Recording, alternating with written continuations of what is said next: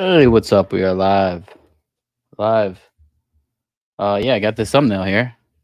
Uh, Interesting. There's a lot going on. I'm not sure who that is on the right, the blue woman. Yeah, we'll get to that. That's from the Star Wars hotel thing that just got shut down. That guy on the left, he's running a very thin line right there with blue face and Yeah, we'll get to that too. Some new news. That's yeah, gonna this come up. is Yeah, this is a eclectic mix of things going on here. well, I gotta say though, the BC stuff, man. After a while, it's just kind of like hard to look at. It's sad. The what is it? The Busey stuff? Oh yeah, just his Yeah, it's face. just And that's like he's it's worse now. no, I know. Ooh. I've seen. I like looked up some photos after the last time you had him on the thumbnail. I was like, oh man, it's Yeah, I didn't want to like put on the. looking I didn't want to rough. put down like his new pictures down there because I was like, oh, that's just not doing him justice. Like this, at least is like This 20 is not years doing ago. him justice either. Well, these are like 20-year photos. Like this is like not new, so at least he looks better here. Oh, I mean, one of them looks like his eyes about to pop out of his head. I mean, he looks like he's got. His eyes, like one is always shut on his right, and then the other one's like open. That's like he permanently has that. Yeah, Like that I middle, think that middle is it the glass photos. eye, maybe. I don't think so, but that middle photo is I kind don't of know. I how he think it might generally be. I think looks. it's just like I think he has the glass eye. I don't know. You could. I don't think so. I don't believe so, though. I don't believe he does. Fear, F-E-A-R. F-E-R. That stands for false evidence appearing real. Yeah. Romance, you know what it stands for? It stands for relying on magnificent and necessary compatible energy. Relationship, R-E-L-A-T-I-O-N-S-H-A-P. That stands for really exciting love affair, turns into nightmare, sobriety hangs in peril. Are you getting it? Yeah, I'm getting Are it. you getting Yeah, it? You gotta get it, man! What about the newer Busey clips? I got to get the newer Busey clips. I clipped out some other things, but that was on my list. But I have some new clips today.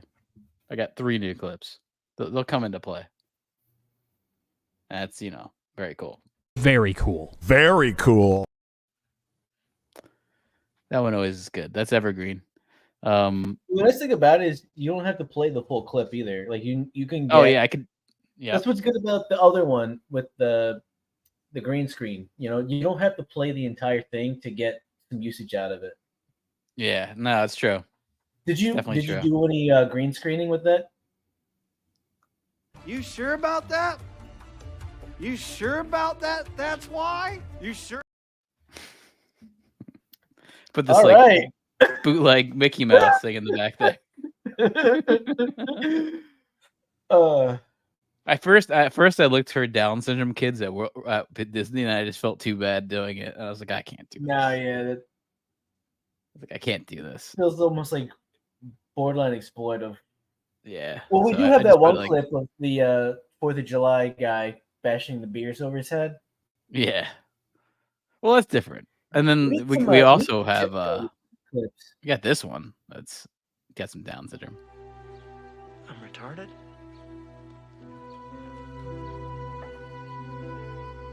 This is a real clip, though. This isn't like fake. That was in the show. When we first transitioned, this is one of the first clips we had in the rotation, right? That was in the show. Yeah, definitely. That was up there. That's in the show. That's like crazy. Like that's I think why I like went to it. That's insane. Oh yeah, so first thing here is about MCU X-Men Movie. Seems to be on the horizon here. So that's kind of new. What's MCU again? Is it like the ER but worse? MCU is the Marvel Cinematic Universe. Oh. Yeah. I'm surprised you did. I'm actually kind of shocked you don't know what the MCU is. Like that's actually hard to avoid what that is these days. Marvel I got that part. cinematic universe, which is a Yeah. weird. Honestly, it's calling it a cinematic universe feels very grandiose when it's a bunch of shitty reboots over and over. well, that's kind of like what we're talking about. It doesn't have to be. It's a cinematic universe, and then you We're go getting see close it, to like, the. Iron Man 8. We're getting close to the Marvels release here. It was Bree's birthday on the 1st, so happy Oh, birthday, great. Brie Larson. I don't know how old He's a she cool is, but I guy. see she's in a movie that looks decent. I think coming out on Apple. I saw like a trailer. I think during Monday Night Football, which was an abomination.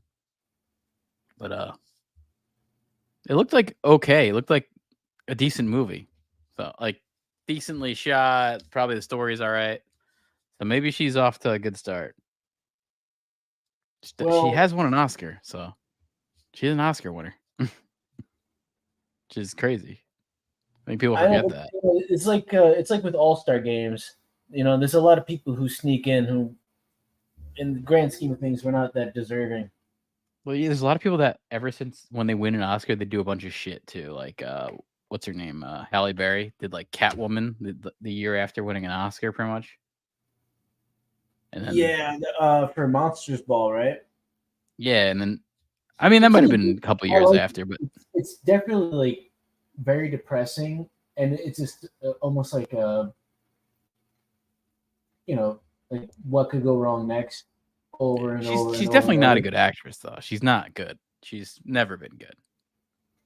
She's good looking, but she's not like a good actress. No, no, I think I've continually just kind of overlooked how bad she is because she is like ridiculously attractive. Like she's definitely one of the few people who can make that like pixie short hair look work still. Yeah, I remember the first time I was super attracted to her was the Flintstones movie where she plays the secretary. Yeah, she's That like was the like early. secretary to Kyle Yep. McLaughlin character, best known from Yeah. Blue Velvet and Dune. Yeah, she's definitely He's the boss of Fred Flintstone, played by John Goodman, and his best friend is played by Rick Moranis. Yeah, Rick Moranis. Do you remember who plays the Velma? Well, Velma is Rosie Nah, O'Donnell. it's Scooby Doo. No, it's Betty is Rosie O'Donnell. What'd I say, Velma? Yeah, I don't know who plays Wilma. Linda Cardellini. She's a good Velma. Wilma is I don't know. I forget her name. I know which I can see her face. I know what she looks like, but that's not the name doesn't come to mind. Yeah, that's a weird role for casting for her because it's a pretty prominent part, and she's not that memorable or at the time. I don't even think well established or well known like Rosie. Yeah, as a kid, I really liked that movie. It's fun. I'm sure I know it's not good, but I remember liking that one as a kid. Well, I used to like anything with dinosaurs in it, pretty much. When was that? That show, Dinosaurs, by the way, was pretty like raw and depressing and grim. They all died. This dates us a lot. That movie Flintstones with John Goodman's from 1994, but it feels like I thought that was like late 90s. I didn't think it was 94. That's pretty. I didn't really know when it was in the 90s. I just knew it was in the 90s. We're coming up on a 30th reunion, 30th anniversary of that movie next year. Crazy. I don't think they're doing anything for it. I don't think they're going to re-release it for the 30th. I don't think. No. Although I have to say, I did like it. I liked it a lot. I watched that movie like a lot. I mean, I don't know if it wasn't good. It just seemed like when you're a stupid kid and you watch movies over and over. That was definitely one in my my wheelhouse. Well, you're at the mercy of the selection. Yeah, it's true. No, like the video store. Yeah, but also I think I had it on VHS. So. Like, I don't know if you remember this. Like, I remember like going to the video store, and they would have the label of the movie, and then it'd be empty, and I was like fucking pissed because some asshole got to before me. Oh yeah, that would suck. Like, I don't have to worry about that anymore. Like 1,000 motherfuckers have the same thing you just downloaded last week. You know? Yeah. It's kind of sad in a way. Oh, I remember really that. Appreciate anything individually. I feel like I don't know. Like no one will ever, or like no artist or like thing will have a huge, like, real impact because the availability is just so overwhelming. Like Yeah, and the a lot of fact people that stuff talk is about rare and hard to get made it that much more impactful. yeah, and a lot of people talk about like missing Blockbuster and everything, but I think they're really just missing out on shared experience because you used to go to Blockbuster with like your parents and you'd try to get a movie that everyone would watch, all that bullshit, Even or even you'd go then, to the like I remember going to mall. Blockbuster and like half the walls were just stacked with shitty new The new releases. releases, And then yeah, you'd have to go to like certain sections of genre to find weird ass shit. Like I would just go to like the yeah, and that sci-fi would always horror be around. sections and just shop like I would for music, where almost like if the CD cover or movie looked cool or weird, then I'd check it out. Same with like games too. Yeah, no, definitely. But it definitely like the fact that like shared experience is gone, like even going to the mall and with friends was like a thing to do. Now Well, it's just, COVID killed a lot of that. The yeah, mall COVID did it. that's near me, they Even haven't even pre it though. reopened half of the fucking plots that Yeah. were before, just constantly going. A lot of them are just completely blacked out, and they just have signs on the front for rent, and it's been like that for months. So that shit like really killed off some Oh yeah. serious Yeah, industry. I don't know, like, other than whatever benefit it had for usage, like just to do that. I don't yeah, know. I the mean, big box stores are done. They're done. Only a few are around. and I remember you saying for a while that movie theaters are going to die off, and I thought COVID would have killed it, but I guess they're still kind of trugging along. But They kind of I not mean, only there's not only COVID, but like the amount of uh, options and platforms now that are just home viewing. You don't really need to well, bother. I think certain movies are now done in the movie theaters, but now the main like I mean, movie theaters are still an attraction for kids because you have to get kids out of the house. They have to like go do activities. So if you notice, all the big like things that are actually getting put out into theaters are kind of geared towards kids. You know, that's what's making money.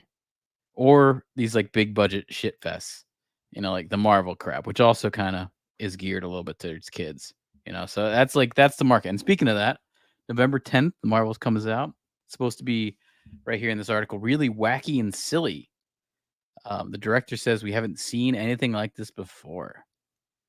Okay, get excited for that. And then recently we had the Secret Invasion, which came out on Marvel or Disney Plus, and it's been a mess, and everyone's talking about how terrible it was. Like, it sounded embarrassing. It was one of those things I couldn't even bother to watch like an ounce of this.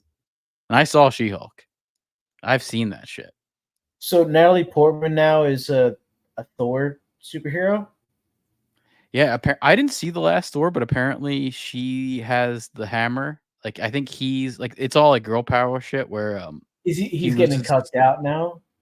Yeah, he loses his power and she takes the hammer. It's Wow. like So he's getting crazy. cucked. He's getting Yeah, cucked out. they put CG muscles on her too. I mean, I didn't see this movie, but it sounded like awful. I mean, it sounds like a pretty major cucking. Yeah, I think I don't know. I think they're really just trying to get rid of like again, like this actually kind of comes to what we're going to talk about, but after the writer's strike, now it got announced that they're finally starting to do the Marvel X-Men movie, which it's just like, are you serious? Serious? Like this is happening? Like, why'd you wait so long to fucking do this movie? Like you killed off Tony Stark. This would have been like the perfect time to like start something new. But now we're like 4 years later, and they just have a bunch of like shitty Wakanda, shitty Ant-Man movies. Like this is when you want to like keep people into it. Now this is getting announced, like who knows when this is going to come out. Although I have a little bit of insight on that. Actually, some WizardShack exclusive that's coming up a Yeah, little bit later. I feel like that parallels with music, where like certain uh, artists and directors just wait too long for the follow up because they're like, overthinking it and like it's gotta be good, and then they lose the entire fan base they initially had Yeah. in the And process. then even another one that like, again, it should have already been happening, like, or do it right after the Tony Stark thing would have been Fantastic Four. Like again, this is like with comics, this is like the big one. This is the one that they've never been able to do right, and it's like the biggest comic, especially during its day, like during I think it's probably like the 40s and 50s. This was like the big comic. They've never been able to do it. That's And what Jessica Alba's character should have looked like. Yeah, she should have been like a blonde, like hot bitch. Which I mean, I'm fine with Jessica Alba doing that, but yeah, she's. I always liked her a lot. There's been Dark Angel and Idle Hands. There's been talk of different actresses coming into like potentially do it.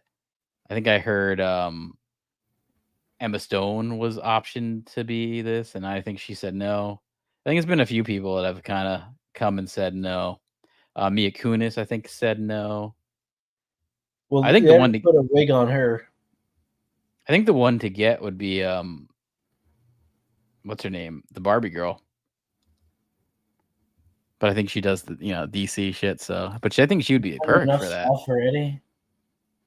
But I got exclusive. Harley Quinn. I got exclusive stuff. I got an exclusive. An insider actually paid for this. This is coming from a guy named Snatch Adams. Paid for. He's on Twitter. He leaked out screen tests. These are some of these are big name actors. Some of these are. Oh, you see, you paid for it? Yeah, I paid for this. Some of these are costumed screen tests. But there is the X-Men stuff is already in the works. Here, I put it into a doc here. What does that cost you? Some kind of like blood sacrifice? There's a couple $1,000.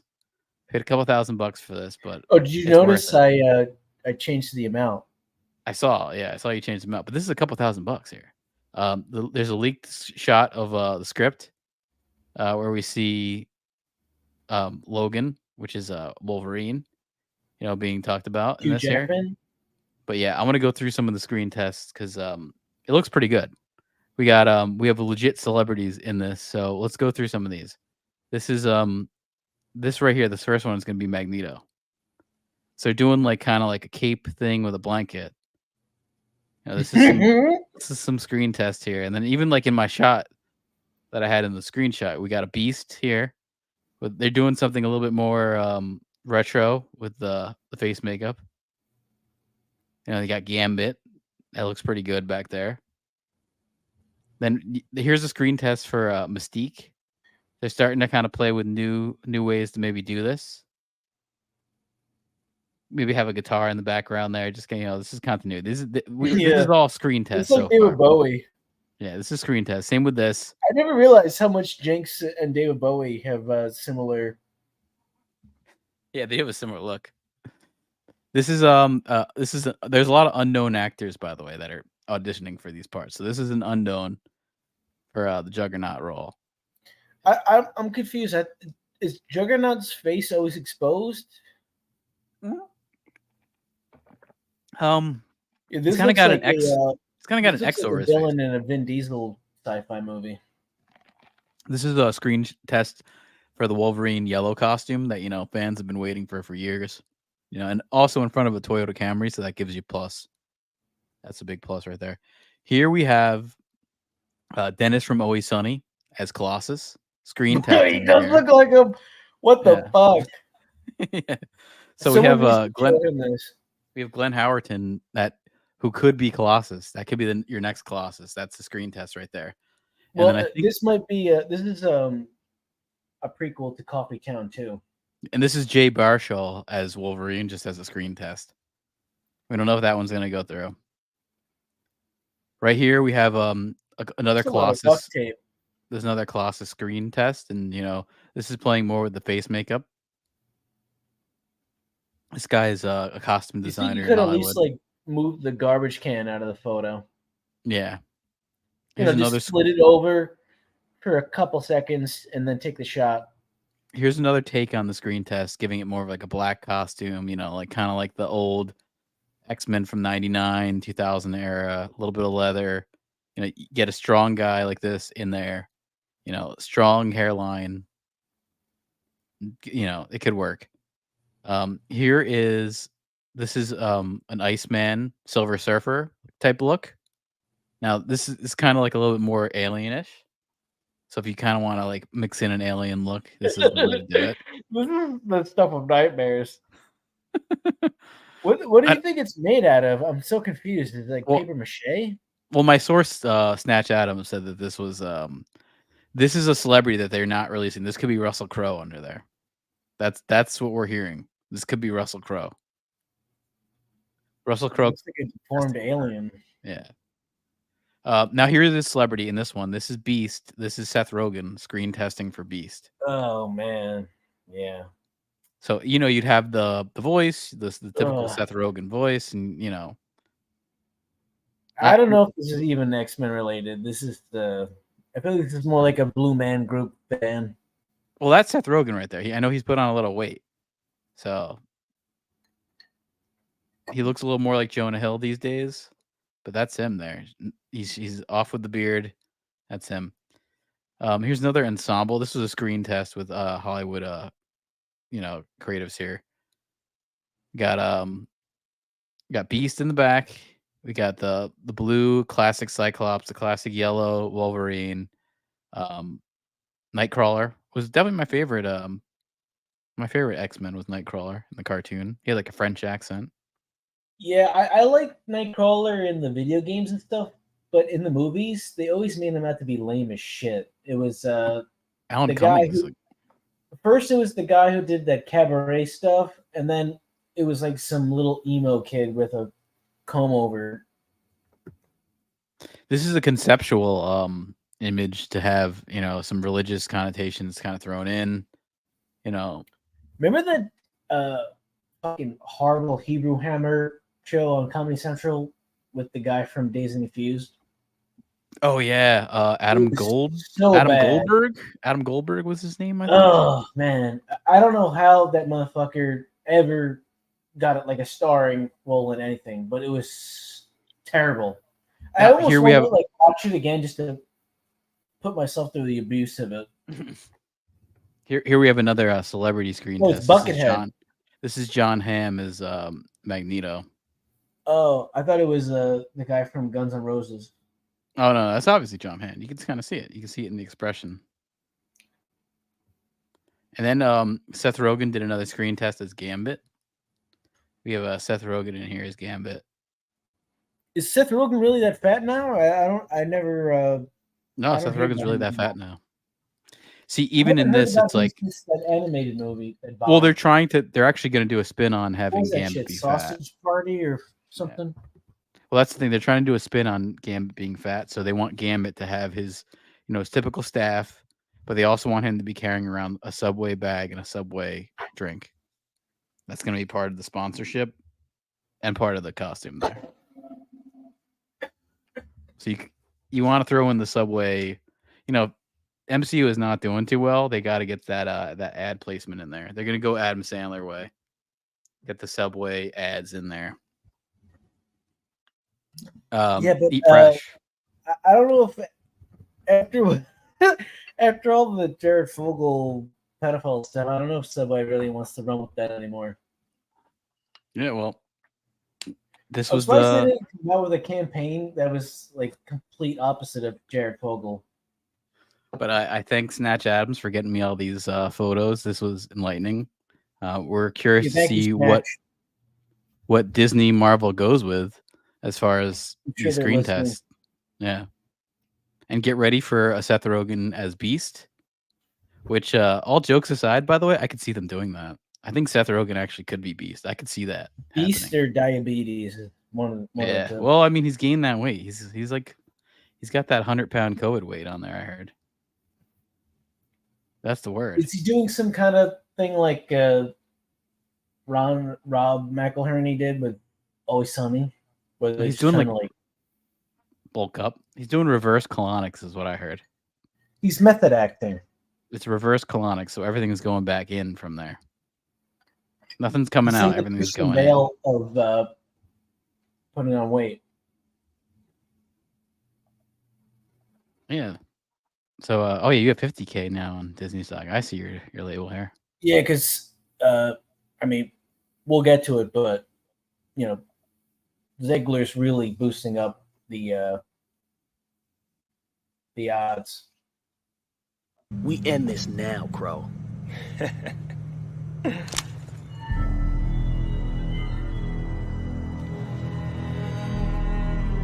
Hey, man, what you waiting on? Shoot this fool! Now! Hey, yo, you know what? Fuck this shit. It's all yours. Looks like you got a morale issue there, brother. Fuck! Come on, man. Ain't no need for this. Just join with me. I earned the city fair and square. You broke the code. Fuck the code. D-Mob was always talking that old school loyalty bullshit. You from the streets. You know there's only one code out here that matters. Ride or get rolled on. Hey, hold up. Fuck this shit. Came in this fucking room and everything went fucking bad. Fuck this shit, man. Fuck. Snoop Dogg really reacting there. Dude, where is he streaming that shit from? It looks like he's in like a computer cafe. Yeah, good question. Maybe it's like he's got like a computer cafe in his house. Or maybe he isn't a computer cafe. That Maybe motherfucker's he everywhere. was plowing at the time, and he had like some Chinese gold farming ring in his basement. I could see that. Oh yeah, so Asians in diapers, just everyone's favorite yeah. everyone's favorite Disney this star. This is where the stock went up 10K. Yeah, and I mean everyone wants another I think this is the skeleton key for them checking out, Oh yeah, and the question to Disney is, do we want another live action movie? You sure about that? You sure about that? That's why? You sure it wasn't because after the thing that happened to me, no one could look at me without dying laughing? You sure about that? You sure about that's not why? You know what? You know what I like is the way he's dressed. It's almost like he's an employee of what you're Yeah. showing in the background. It's a good clip. Yeah. Oh yeah, so Rachel Zegler is everyone hates her. She's No doing a lot. Like if only you could just see what's going through her head right now, the trauma. Well, it's no secret that Disney's live action stuff has been kind of like a big nightmare. I think she's a big part of that, but Little Mermaid was pretty bad. Little Mermaid stuff bombed pretty hard, didn't it? It did, but at least I think that girl, that Haley Bailey, wasn't so awful. Like She wasn't like this. You know that? No, I did not know that. Her eyes is wide twin, apart. and they both do music also. Oh wow. Wow.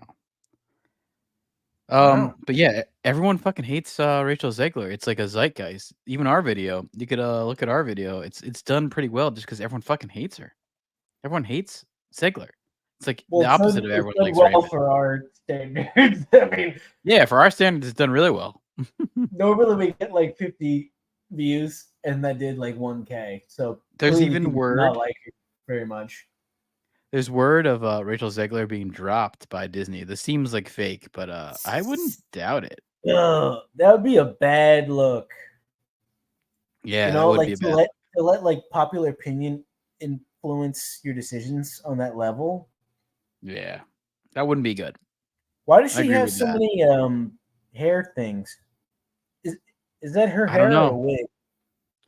I guess that's her costume for Snow White, Maybe which that is must be also like her main gripe. It's like, why do I have to wear all these hairpins all the time? It's well, tough. the next Reading shitty dialogue on a green screen for 4 hours a day. Oh yeah. Well, the next movie to be remade by Disney is Bambi. And They're gonna have her in like a full bodysuit on all fours, doing some Benjamin Bucket.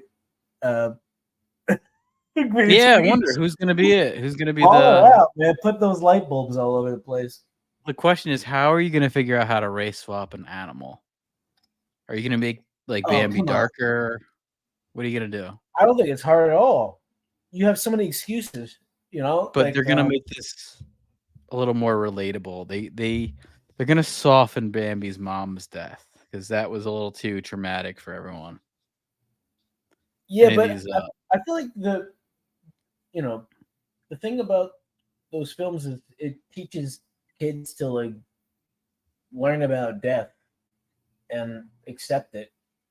Like especially Well, yeah, that's if you've important, had a but they pet want to get rid of before, that. that's a good way to prep before like a bunch of your family members are all dying off and stuff. It Yeah, allows no, you to learn and how to accept and deal with it than just out of the blue. Yeah, no, I think that was a really like I think that's honestly like one of the best things about that. It was like, well, it was telling something real. Like the Bambi, all the old Disney was Sometimes good. it goes a little too It was good. far. Like that dinosaur one. Yeah, I like mean, Land Before Time is like too much. but they kind of ripped that off. They kind of ripped Bambi off in that sense. I know, by and they doing made it so much more like violent and darker. Yeah, That I movie mean, really fucked me up because I was like so upset with dinosaurs, and when I saw that shit, I was like, oh fuck, man. well, don't tell any of these like Disney wokesters about Watership Down, or they're in for a fucking shock. Well, Watership Down Go is watch like that one. it's like this on steroids, and it's almost like exploitive. Like they're taking that and exploiting it to make almost like a horror movie. Yeah, and I mean, Those are not children's movies. I don't care what the fuck you say. Those are for like sick people and college students. Like nobody with their kids should be going and showing them that. That'll fuck you up. Like that's some weird, traumatic, dark shit.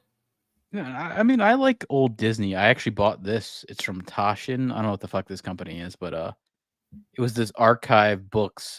It's cool. I've been looking through it every so often. It's from like the artwork and work of 1920 to 1968, which I'm realizing that really was the heyday of Disney. Ever since then, it's all been downhill. But Bambi comes up in here. You can look at these photos here. Got Walt drawing Bambi right there. I mean, that's nothing. Is he was a talented artist. This was actually someone who had artistic he realized early on that you don't want to be the animator; you want to be the one overseeing it. Yeah, he was like, he was the first-hand experience. Animating is fucking grueling. You're just sitting in a room by yourself with nobody around on a light box, just drawing the same thing, slightly different, over and over and over again for hours at a time. It's like not fucking fun at all. He was 100% the like the 1940s Steve Jobs. That's what he was. Like he really was that archetype. And even here, like honestly, this book is cool. Like I've been looking through it every so often. Like all these posters are awesome. They're all hand drawn. They don't look like anything you see anymore. It was stupid fucking. Like our posters look horrible these days. Like go look at poster design. It's not even like it's just such a joke. I mean, even look at like these animation sales. I actually got it on sale for like $19 at Target. It's 3 books too. It's 3 books. Do you have physical copies or is it digital? I have a physical copy of it. I have it right. Cool. It's on my shelf right now. I like it. It looks like a DVD. Do you like original copies of like popular literature get encased and graded like comics and stuff too? Yeah, first editions, man. Yeah, like you get like a War and Peace copy for a shitload of money, or not get, but like sell. Yeah, dude. I mean, first edition.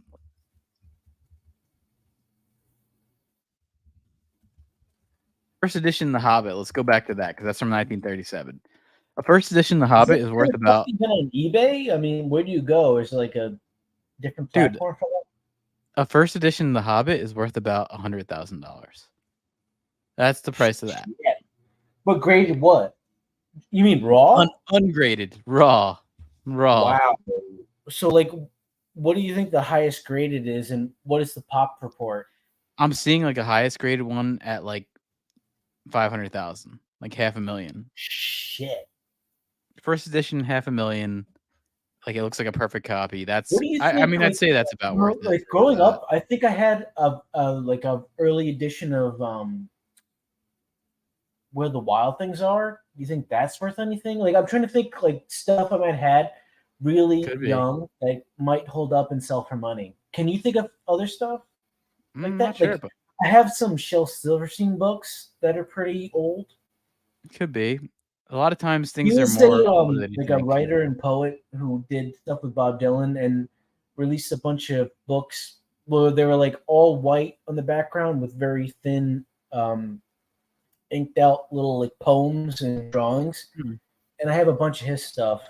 I don't know if it's gonna sell for anything That's though. cool. This is cool. You see like a little shot list for Fantasia. They're going through the shot list. That's pretty cool. We got more animation cells here. Here's Bambi animation cells with an actual animator. Look at his he's drawing off of previous images here. He's exactly what you're doing, what you're saying. This is back when Americans when I did the artwork. first started animating, I tried to just rotoscope initially to get like just a feel for how it's hard to like gauge how to shoot a shot because like with animation it's screenshots, like a quick action you want to have several mini cuts and then something elongated you don't need to shoot on twos like that. Right. But if you don't get it right, then like the timing and movement's all wonky and fucked up. Oh, exactly. And Disney, they don't want to trigger any of these kids. They don't want to trigger these kids. They can't handle this kind of stuff. They can't handle Watership Down. Lindsay Anderson Beer, who worked on the remake, has reportedly since moved on, and the new version will be kid friendly. Not to spoil the plot, but there's a treatment of the mom dying that I think some parents these days are more sensitive about in the past. I think that's one reason why they haven't shown it to their children. Yeah, I mean that's the Well, I've fucking also point. heard Brave the Little point. Toaster is I love that considered movie. one of the best animated films of love all that. time. It's not because of the animation; it's the storytelling and the way it builds the characters up. Allows you to sympathize with them, and just certain things they go through are so relatable and well done that it's more than just like an animated film. It's like a Mhm. good learning tool for just people to have. Like it just Yeah, teaches you cinematic to do certain experience. things, and it goes beyond just like like a cartoon. It's like a learning experience on how to grow. I mean, I really liked from it. I really child to liked an that movie a adult lot. and deal with certain things. Yeah, that was Same one with I I definitely think liked. Five Goes West had a lot of really fucked up parts, but also The Fievel movies were good. That was by the guy who left Disney. I forget his name, but he left Disney to do Fievel, and he did The Secret and the Nymph. Dude, The Secret and the Nymph is like an amazing animated movie. That is one of the fucking big awesome. things for me was that one in the rainforest. Oh fuck, I like that one. That's kind of what I always felt. Fern Gully. Avatar. The Fern Gully Avatar really ripped that fucked off. me up a lot. Yeah, and Avatar ripped that fucking off. Like I always thought, like this It is did. Fern Yeah, Gully. no. I honestly like. I bet if you ask him, he'll openly say, I love like, that one too. I like the dark ooze that was oozing out of like the fucking. That one's awesome, man. I love Fern Gully. But also, do you remember the bat character that helped him was like a fucked up Yeah. science experiment? Robin That- Williams. That character. reminds me of the shit. What was that movie with the fox guy? What? Where he's Fantastic like Mr. Fox. no. From the superhero franchise with Groot. Oh, Guardians of the Galaxy. Yeah, you don't think like there's a parallel from that character to like all these? Oh yeah, there experiments? is. Yeah, there is. Yeah. Yeah, that last Guardians of the Galaxy movie is it's rough to watch. I don't think I want to watch it again just because it's like kind of rips at you. No, I remember Not, like, people fun. who worked at the time watching it and saying like, it was like hard to get through. Like they were like crying and shit. And I was like, damn. Oh yeah, because it's like it's so rough, and then like some of the scenes are like very like emotional, and then they like the character, like the little animals get out of their cage for a second, and then they get fucking shot up.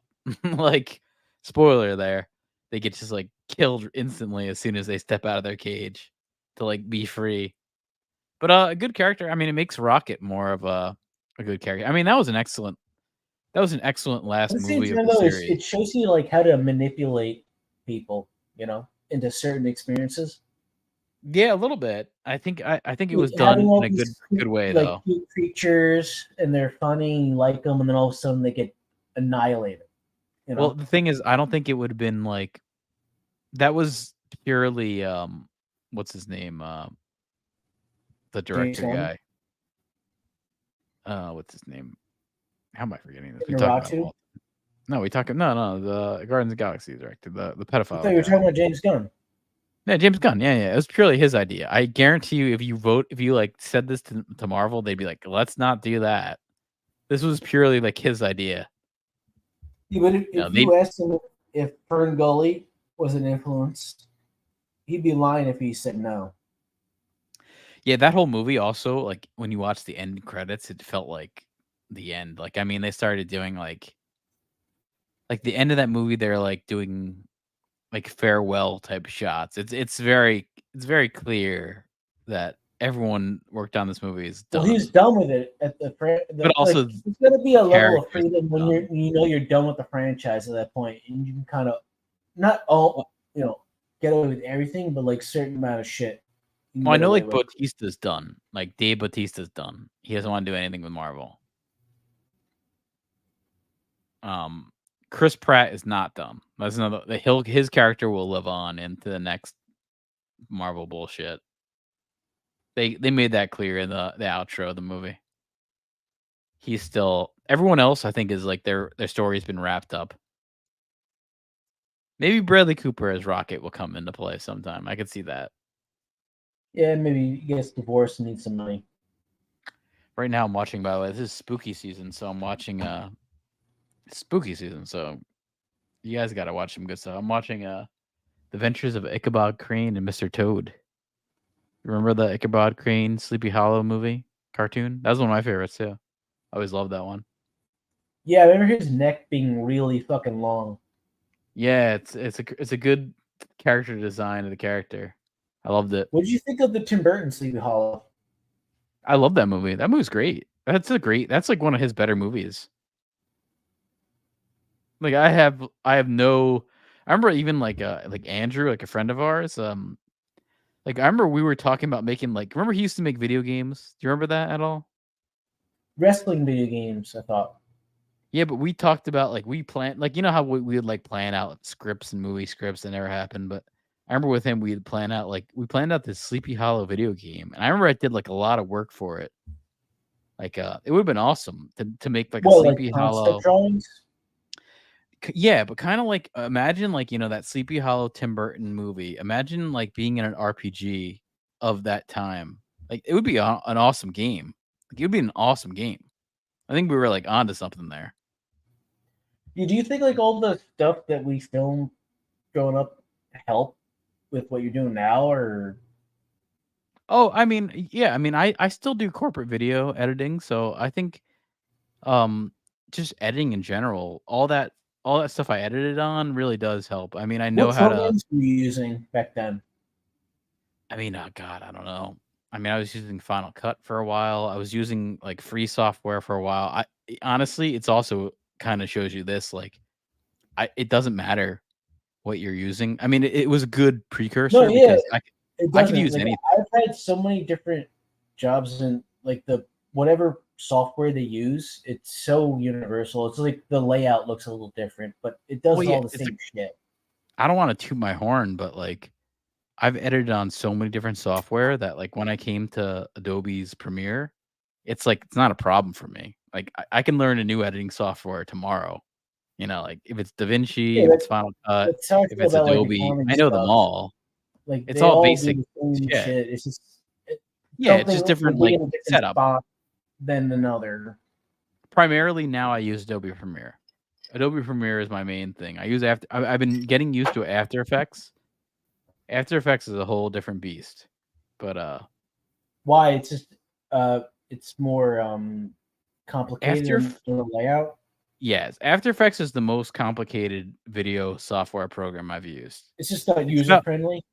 I mean, actually, I made this in After Effects. I'll show you right here. That's how Ableton is. Like, as far as like music software, like Ableton is so much more complex on its like basic platform, but like once you get a hang of it, it's so much more impactful and unique on like what it can do after that. Yeah. Like watch then, this. You get like GarageBand and Logic. They're so basic, and like their sequencing software is so archaic looking in comparison.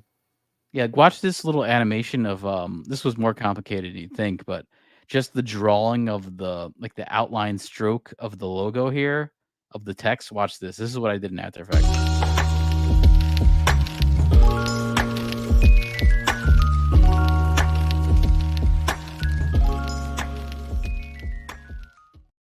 Just that little like stroke drawing, you know what I mean? Like you could see the stroke kind of drawing out the WizardShack text. I thought that was just like a. You see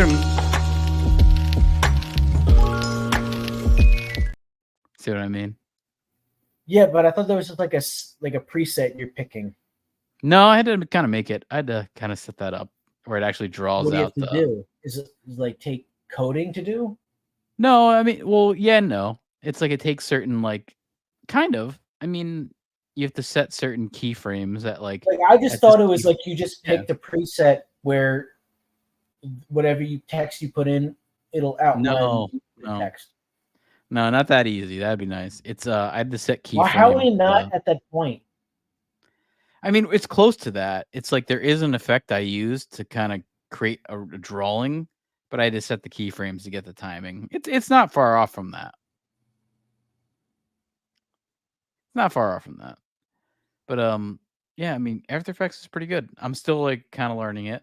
So I don't have any with work, I don't have any time to learn shit. It's always like just go. So I never have any time to learn new shit. Unfortunately. That's something I wish I had more time to freeform learn more video editing stuff or all that crap. Although there are like a lot of websites, tutorials. You can find anything you need online, which is nice. Even if that's not the case, you want to always maintain the facade that I do. Yeah, I do. Overwhelmed at all times and can't take. Or that I'm like constantly trying to learn. I do that. Yeah. No, you gotta play the game. You know what I mean? Like, yeah.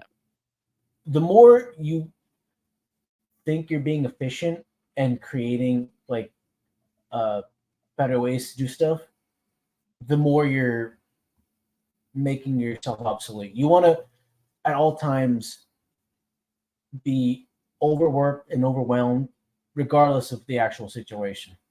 Oh yeah. Oh, by the way, here's for everyone here. Here's a new clip that's coming in to play. This is a requested John Lovitz thing here. All right, because if I have to learn anything, it's that you have to tune out the noise. Only thing that matter is what happened between the lines. Do the work, listen to the coaches, and the result will take care of themselves. Because at the end of the day, it's not about the money, the nice hotel, the private jets. Remember that, and you will be fine, okay? Yeah. You're right. He's right. We got too much talent, and we work too hard to be playing like this. We got to get this train right back on track, real quick like. That's right. We all have that attitude. The train will be rolling in no time. Let's do it.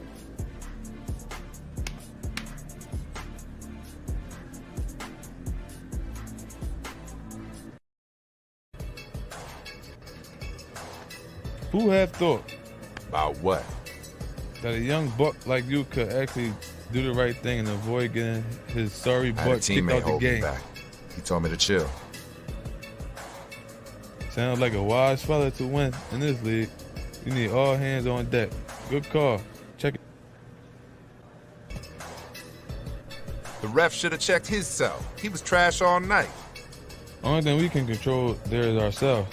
Forget the ref, the fan, even the opponent. Handle your business, and the rest will take care of itself. All right? I guess so. The players, on the other hand, are going to reserve judgment. How's that? You got skills to be a great player. but the proof will come between the line. Tonight, time will tell if you can help or not. The players, on the other hand, are going to reserve judgment. God, it's horrible. How's that? You got all the skill to make a contribution, but the proof will come between the lines. Tonight, time will tell if you can help or not. Yo, what's going on tonight? I'm running free all over the court and you didn't give me the ball. Man, what are you talking about? I'm talking about making sure I get my touches, yo. Move the ball, share it with your teammates. Make the extra pass so that we can get easy looks. You got it? Boy, get out of my face with that, man. I do what I do with the rock for the good of this team. And I don't need nobody second guessing me. You ain't my coach, punk. That's the kind of selfish I'm talking about. Get over yourself, man. Oh my, someone called the National Weather Service. We had an unanticipated storm in the building tonight. Homeboy was raining threes down on these fools. Bam, bam, bam, one after another. They'll lose track of you and boom, another one. That was sweet to see. You keep shooting like that, it's gonna make a huge difference for us.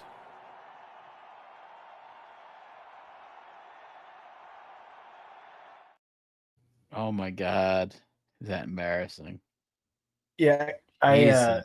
I really needed that break, by the way. That was very well timed because I had to piss. Yeah. So bad. Jesus, though. Shit. I mean, that didn't even look like Shaq, by the way, too. That was like a terrible, even like the design of the character was really It's an bad. older game, yeah. Well, no, I don't think that game's that old. What is it, 2016? Not that old. I don't know. It felt older. I think it's 2016. I don't think it's gotten I mean, too if much Al better. since Jefferson is in it, it's fucking old. I don't know who that is. Right. Well, Is that I mean, Justin Jefferson's cousin or something? I don't know. Al Jefferson was one of the last pure post-up big men in the league before Is he like a jazz guy he or something? realized shooting threes was better. It's almost think I only know looking at Al ball Johnson. where they realize like running the ball all the fucking time is stupid and passing it more than not is advantageous and just Yeah, the only Al I know is Al Johnson. Al Jolson. You know, you're wondering whether I'm still the liquor. No. Guess what? I'm on top of the liquor. I am the monkey. Yeah, what's the next Al thing you're talking Jolson about? from the piano. Ooh, you don't singer? want to go into that one. You don't want to talk about Al Jolson. Come on. Did I ever tell you the story where the owner of my company, his father came in and told a story about Blackface.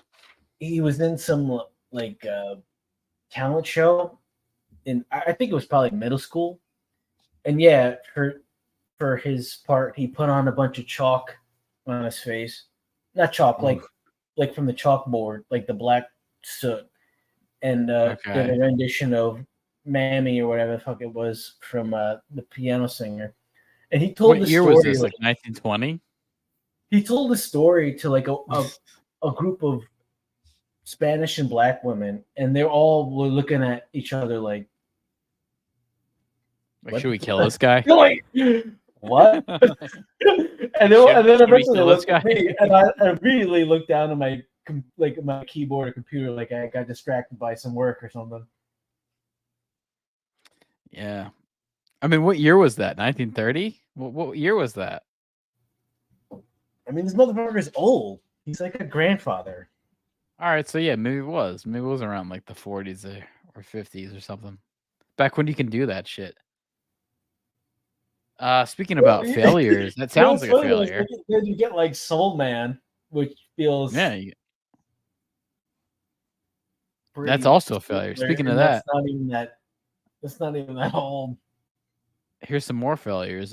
Disney failures. Which is fucked up, man. It was nice. It was a nice time. You can get away with a lot of weird shit. Typical Disney stuff. I mean, you're gonna make a Galactic Starcruiser that's like not geared towards any Star Wars fans, and you're gonna be wondering why it closes. You sure about that? You sure about that? That's why? You sure it wasn't because after the thing that happened to me, no one could look at me without dying laughing? You sure about that? You sure about that's not why? I thought you were that gonna is do the such. Star Wars version. I get Disney kind of comes into that. Disney comes into play with Star Wars nowadays, unfortunately. But I do have a little. I have Star Wars clips. I got a few. I got some evergreen Star Wars clips here. Let's see. Limited edition Star Wars Jeff Gordon Darth Maul Pepsi shirt. Andy's doing water curls. The fuck out of here. Are you looking forward to watching a Han Solo movie as a fan? Not really. I Yeah, gotta say, no one. like a lot of good clips came out of the July 4th stuff when we were doing that. Yeah, Like that a limited lot of- edition Pepsi one still. and not only still like clips that we still use, but just like the overall like idea of it, you know? Like yeah, and even this, like Disney is a failure. It's a galactic failure.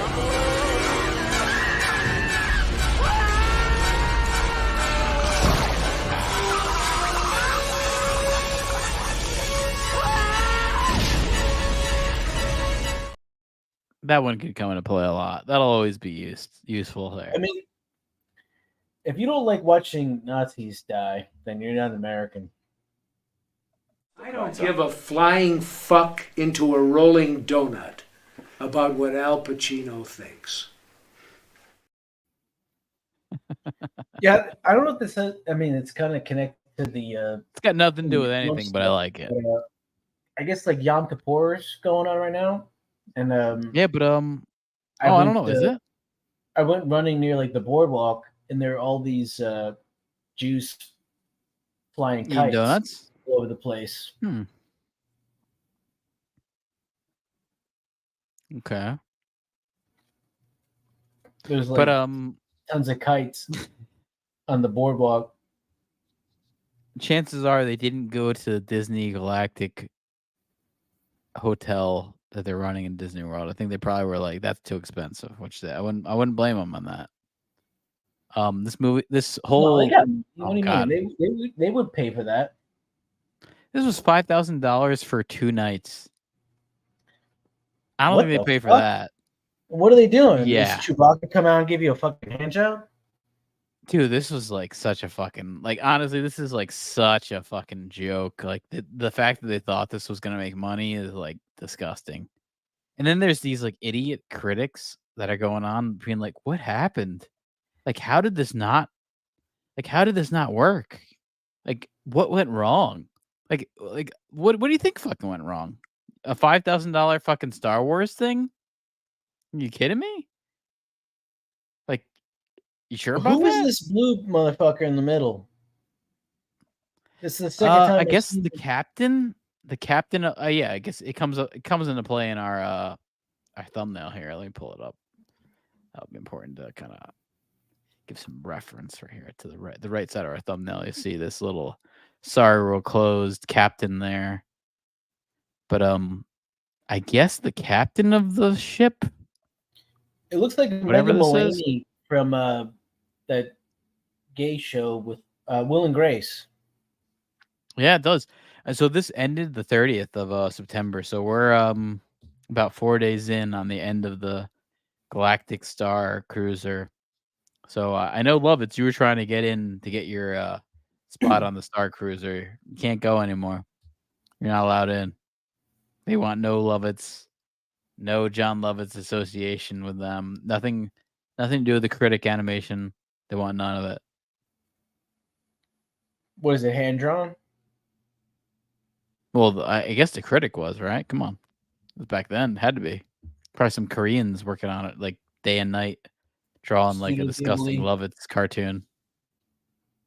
And the son with the curly hair.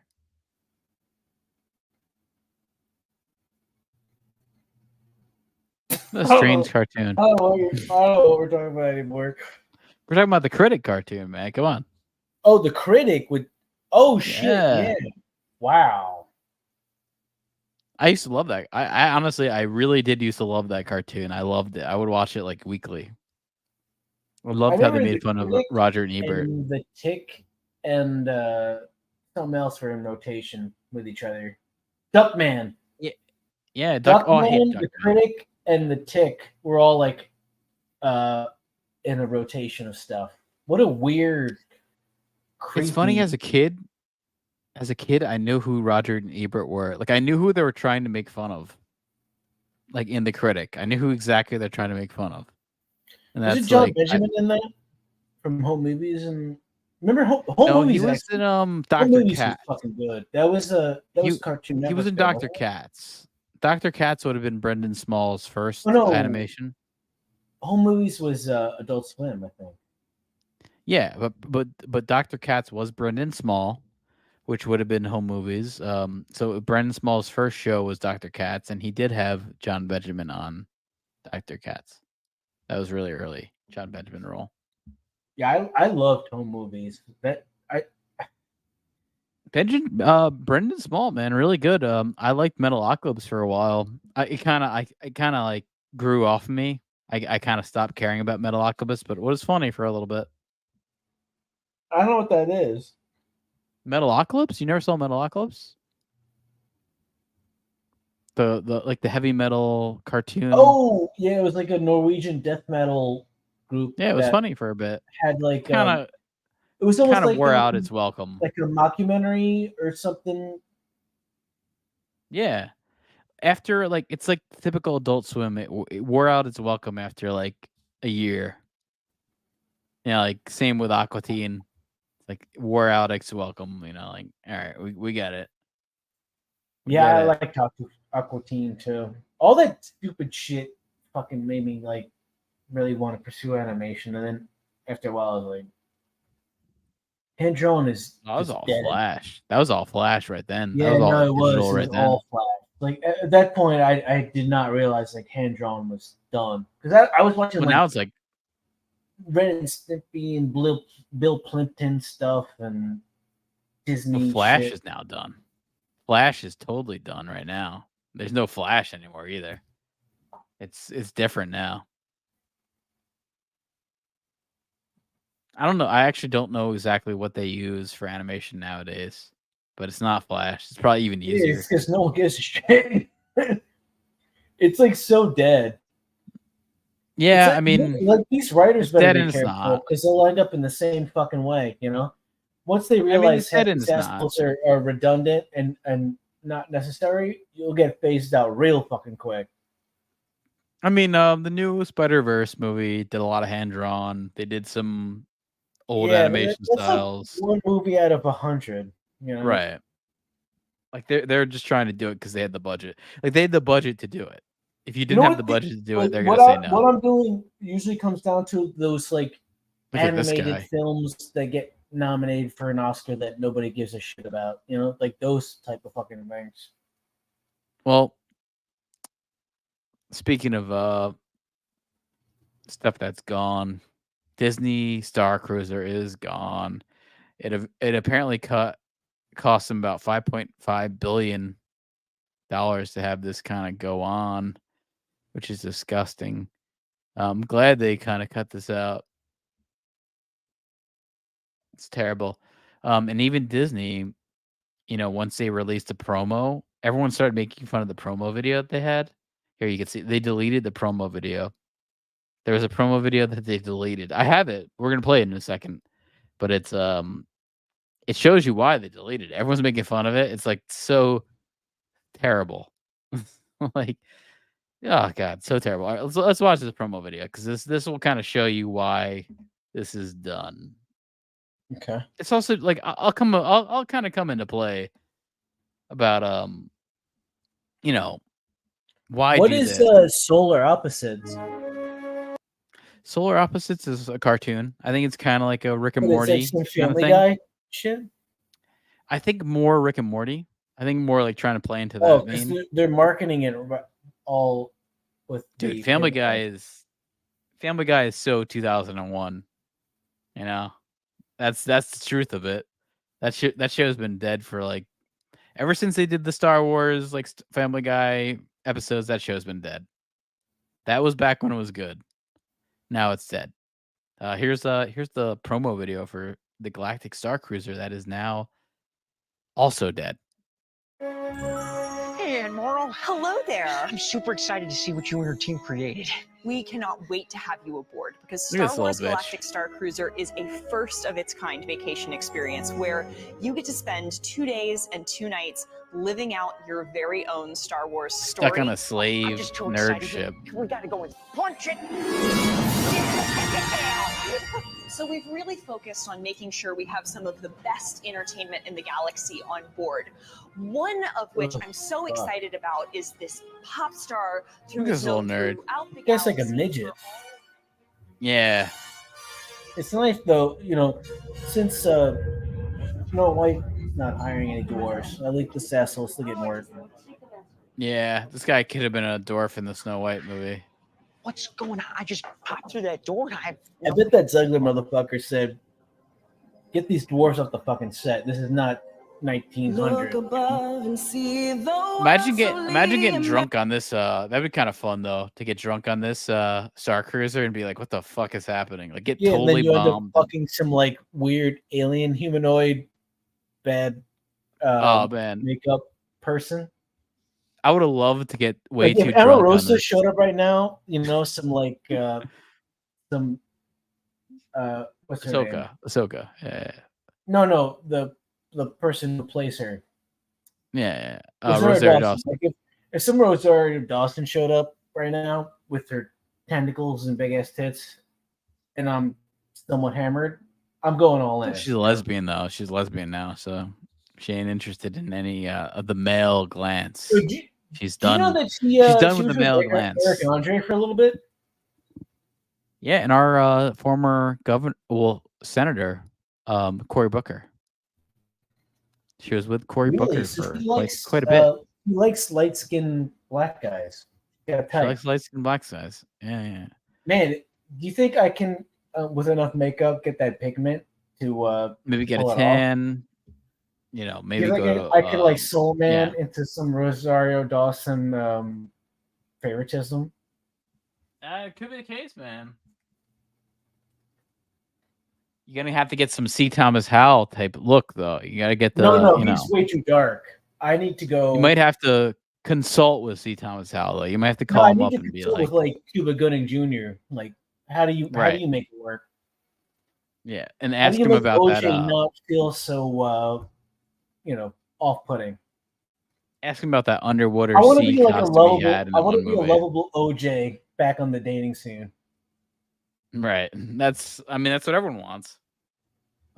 Yeah, here's more of this video. This promo scene. I would have loved to get I would have loved to get drunk on the Galactic Starcruiser and made a scene. I You mean kind of like be real violent and belligerent and just yeah, make a scene. trash the whole place and all these people in like awkward alien costumes are just sitting around looking like, what do we do next? Yeah, like imagine someone making a scene on this. It'd be hilarious. Yeah, before your eyes.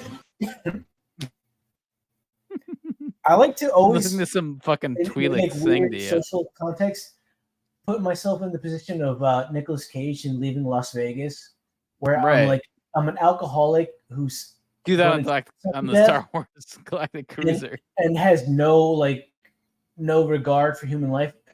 Honestly, that character is like Curb on acid, or like on steroids. Yeah, like a drunk I'm Curb. just trying to fuck like some Elizabeth Shue prostitute at any level, even if they look like some tentacled freak from Mars or some shit.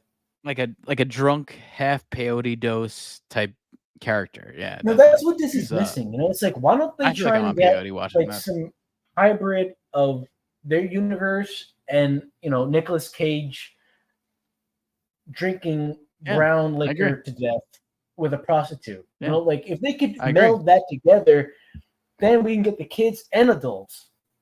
Yeah, I mean, Disney used to be all about that peyote type trip with Fantasia, and now they're just disregarding it. Look at that goddamn trippy fucking Dumbo scene, or was it Winnie the Pooh, where they're playing the Doors. Like fuck, they were just trying to trip out. I mean, I'm sure all the animators were. No one's cool Dude, that anymore though. scene That's the shit from problem. Fantasia is pretty dark. Where Oh yeah. Well, this the is devil's, by the like, way, this is putting a plague on the entire population below him in shadow. this is not dark at all. This is the Starcruiser. Check this out. Feel the swell as the Look at this moon girl. begins to rise above the tide. Sounds like a All fucking rip. around, change is coming, something new. Yeah, I want to get is fucking in the drunk off whiskey listening to this and yell at this girl. Come and fly to the edge of the horizon. Welcome to the new Oh wow, he just came in his pants. Welcome to See that? the new world. Wow. I wouldn't clap. I'd be like, that's Oh. fucking sucks.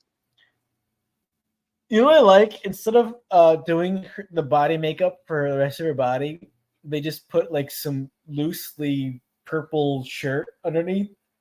Yeah, with it's your purple turtleneck. shirt. But Yeah, fuck that's it, enough. that's good enough. That's enough. I agree with that. Yeah, so this was your You know, room, by the way. You had this $50,000 a fucking- night.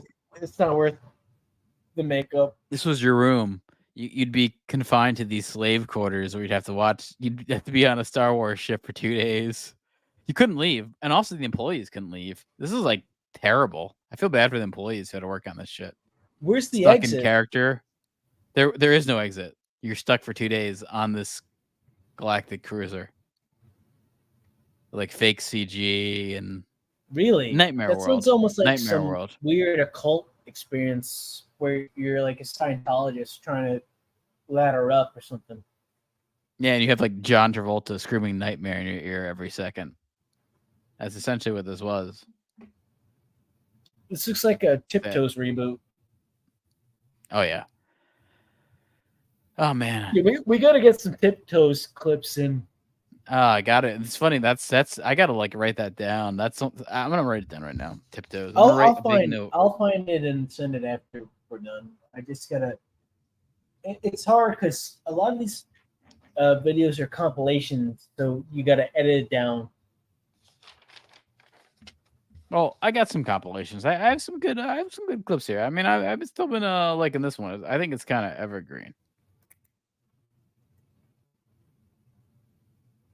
I like to say evergreen too. So if you notice any of that.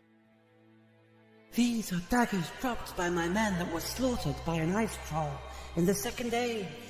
But I do not like to talk of such things. And for you, Legolas, this is a new bow, so that you may kill a troll as quickly as I did, in under 10 seconds. And for Samwise Gamgee, rope forged from the hair of an ice troll that I killed many years ago.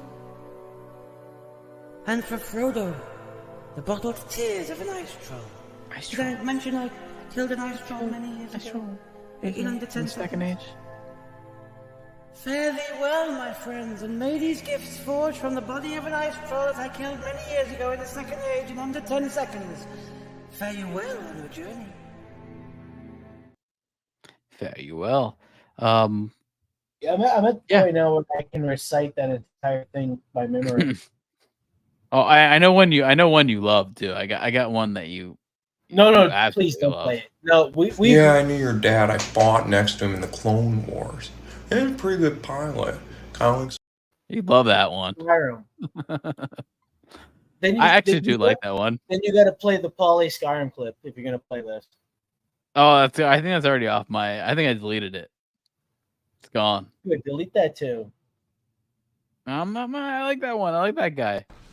This is Last Grossman. Who is this? This is Flaming Dragon! Oh, okay, Flaming Dragon. Fuckface. First, take a big step back and literally fuck your own face! That one's great. That's one of the Tom Cruise's best parts right there. But we're going to talk about good indie horror movies. Last thing here. Because we're in spooky season. We're in candy corn spooky season. You know. You like candy corn? I know you're a big candy corn fan, right?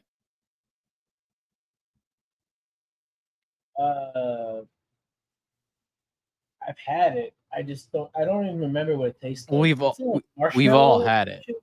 We've all had it. No, Let's. I know, I'm trying. I think everyone's had it. It feels like a combination of marshmallow and wax. I actually had to say I don't think it's. I know it's like a very hated candy. I don't think it's that bad. I think it's actually pretty good. Candy corn. I have no What is this problem with list? candy corn. This is indie horror movies, and Eraserhead is the first on the list. I don't know if I'd consider it a horror movie.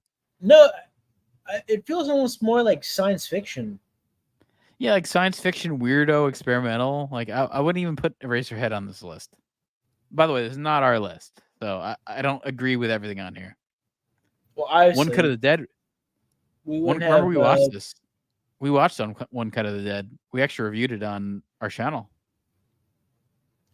I like this movie. This was actually pretty good. holy Shit, we It's a whole. We did a whole I think we commentary all on One got Cut very of the Dead. confused by it.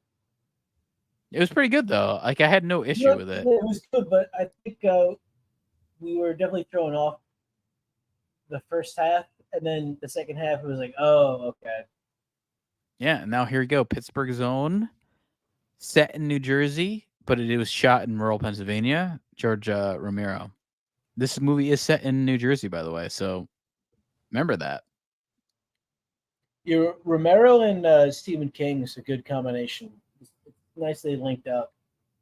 This is a movie I know love you like. Creepshow. Man. Like honestly, like Creepshow is some of my Well, fucking favorite shit.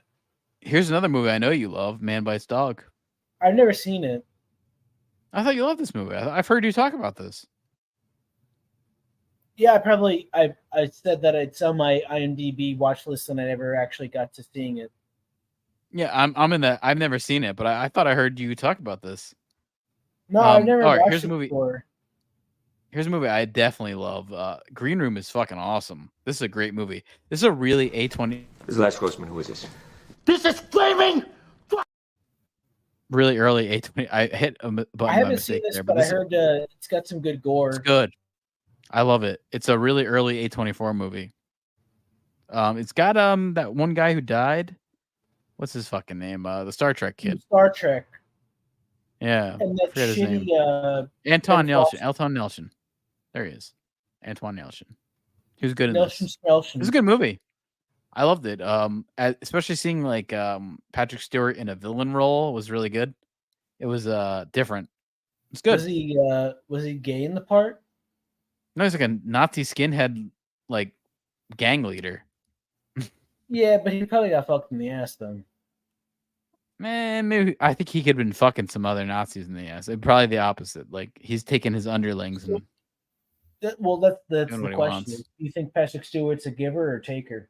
Is he pitching or catching? I think he's honestly, I have to say I think Patrick Stewart's 100% straight. But Wow, so you think he's like Hugh Jackman, where he's just gaying for the part? yeah, I think so. Well, I think Hugh Jackman is gay, but I think Patrick Stewart is not. Why do you think he's gay? He married his hairdresser. That's enough said right there. That's a beard. You know that marriage. sounds like he just needed a marriage to throw off the scent. Yeah, and but look her up. She is not like attractive. She's kind of fat. Well, you look her up. You're the one streaming. Well, I will. You want to see Hugh Jackman's wife? You want to see what she looks like? Yeah, make I mean, the I don't point. think. I mean, I think we know Hugh Jackman's I kind think of a she's a good-looking gorgeous- actor. I think she's a gorgeous queen.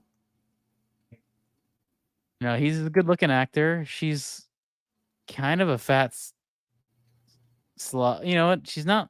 You know, I'm seeing some parts where she's not that bad. I'll say that. She's looking better nowadays. But here you go. Here's Hugh Jackman's Nowadays, I thought she'd be dead. wife.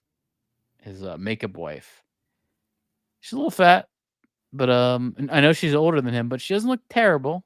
I'll say that. It's funny you say makeup wife, as in like makeup. You put on your face, but also like makeup, as in like make believe. No, she's his makeup artist, and But that think is a about it, typical thing, by the way. When you say makeup wife, it works in both ways. That is a typical thing too, where actors are very little divas. They like to keep their makeup artists, like they'll keep hiring their makeup artists from movie to movie just to kind of like I know that this person works and makes me look fabulous. So Well, also, I that's mean, why they I've do known it. from like, just when you have a job person, well, you end up like by default getting attracted to people you work with, whether or not you even find them attractive. Right. It's And that could be the case with Hugh Jackman. at all. It could be the case. I mean, I You have to might say, as well like, I live don't on a think his desert wife's island, unattractive. you know? Fucking a I don't think palm his wife's tree. unattractive. But I do think Hugh Jackman could get like a supermodel. I know that. Like, I know how the world works. Like, he didn't have to settle for that. Not that there's anything wrong with her, but he could have got like a Australian supermodel that's like Maybe we need that 20 years younger than him. That Seinfeld Even now? clip. Not that there's anything wrong with that. Yeah. Blair Witch Project, 1999. Yeah. In hindsight, I like this movie a lot more when I liked it at the time. At the time, I kind of hated this movie. Kind of thought it was like overhyped and kind of sucked. But now when I look back at it, a lot better than a lot of things these days. I'll give it that. Cam, 2018. I've never seen this. Got no clue about it, so I'm gonna skip over that. Same with Spree, 2020. What's it Skip about? over that. Cam is about a young cam girl who is eagerly trying to break into the top 50 ranks in her online video chat. So I guess like a sex chat thing. So it sounds kind of good. Spree, it's got Joe Curry, the guy from what's his name? From Stranger Things. He was the metal guy in Stranger Things. I guess he's in this. The Metallica guy. Yeah, I feel like people are digging this up because of that. The Invitation to 2015. I don't know this either. Apparently a slow burn horror movie. You ever heard of this one?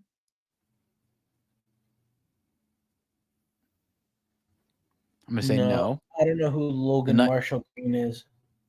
The Night House. I have heard of this one. I think this is also a Blumhouse movie.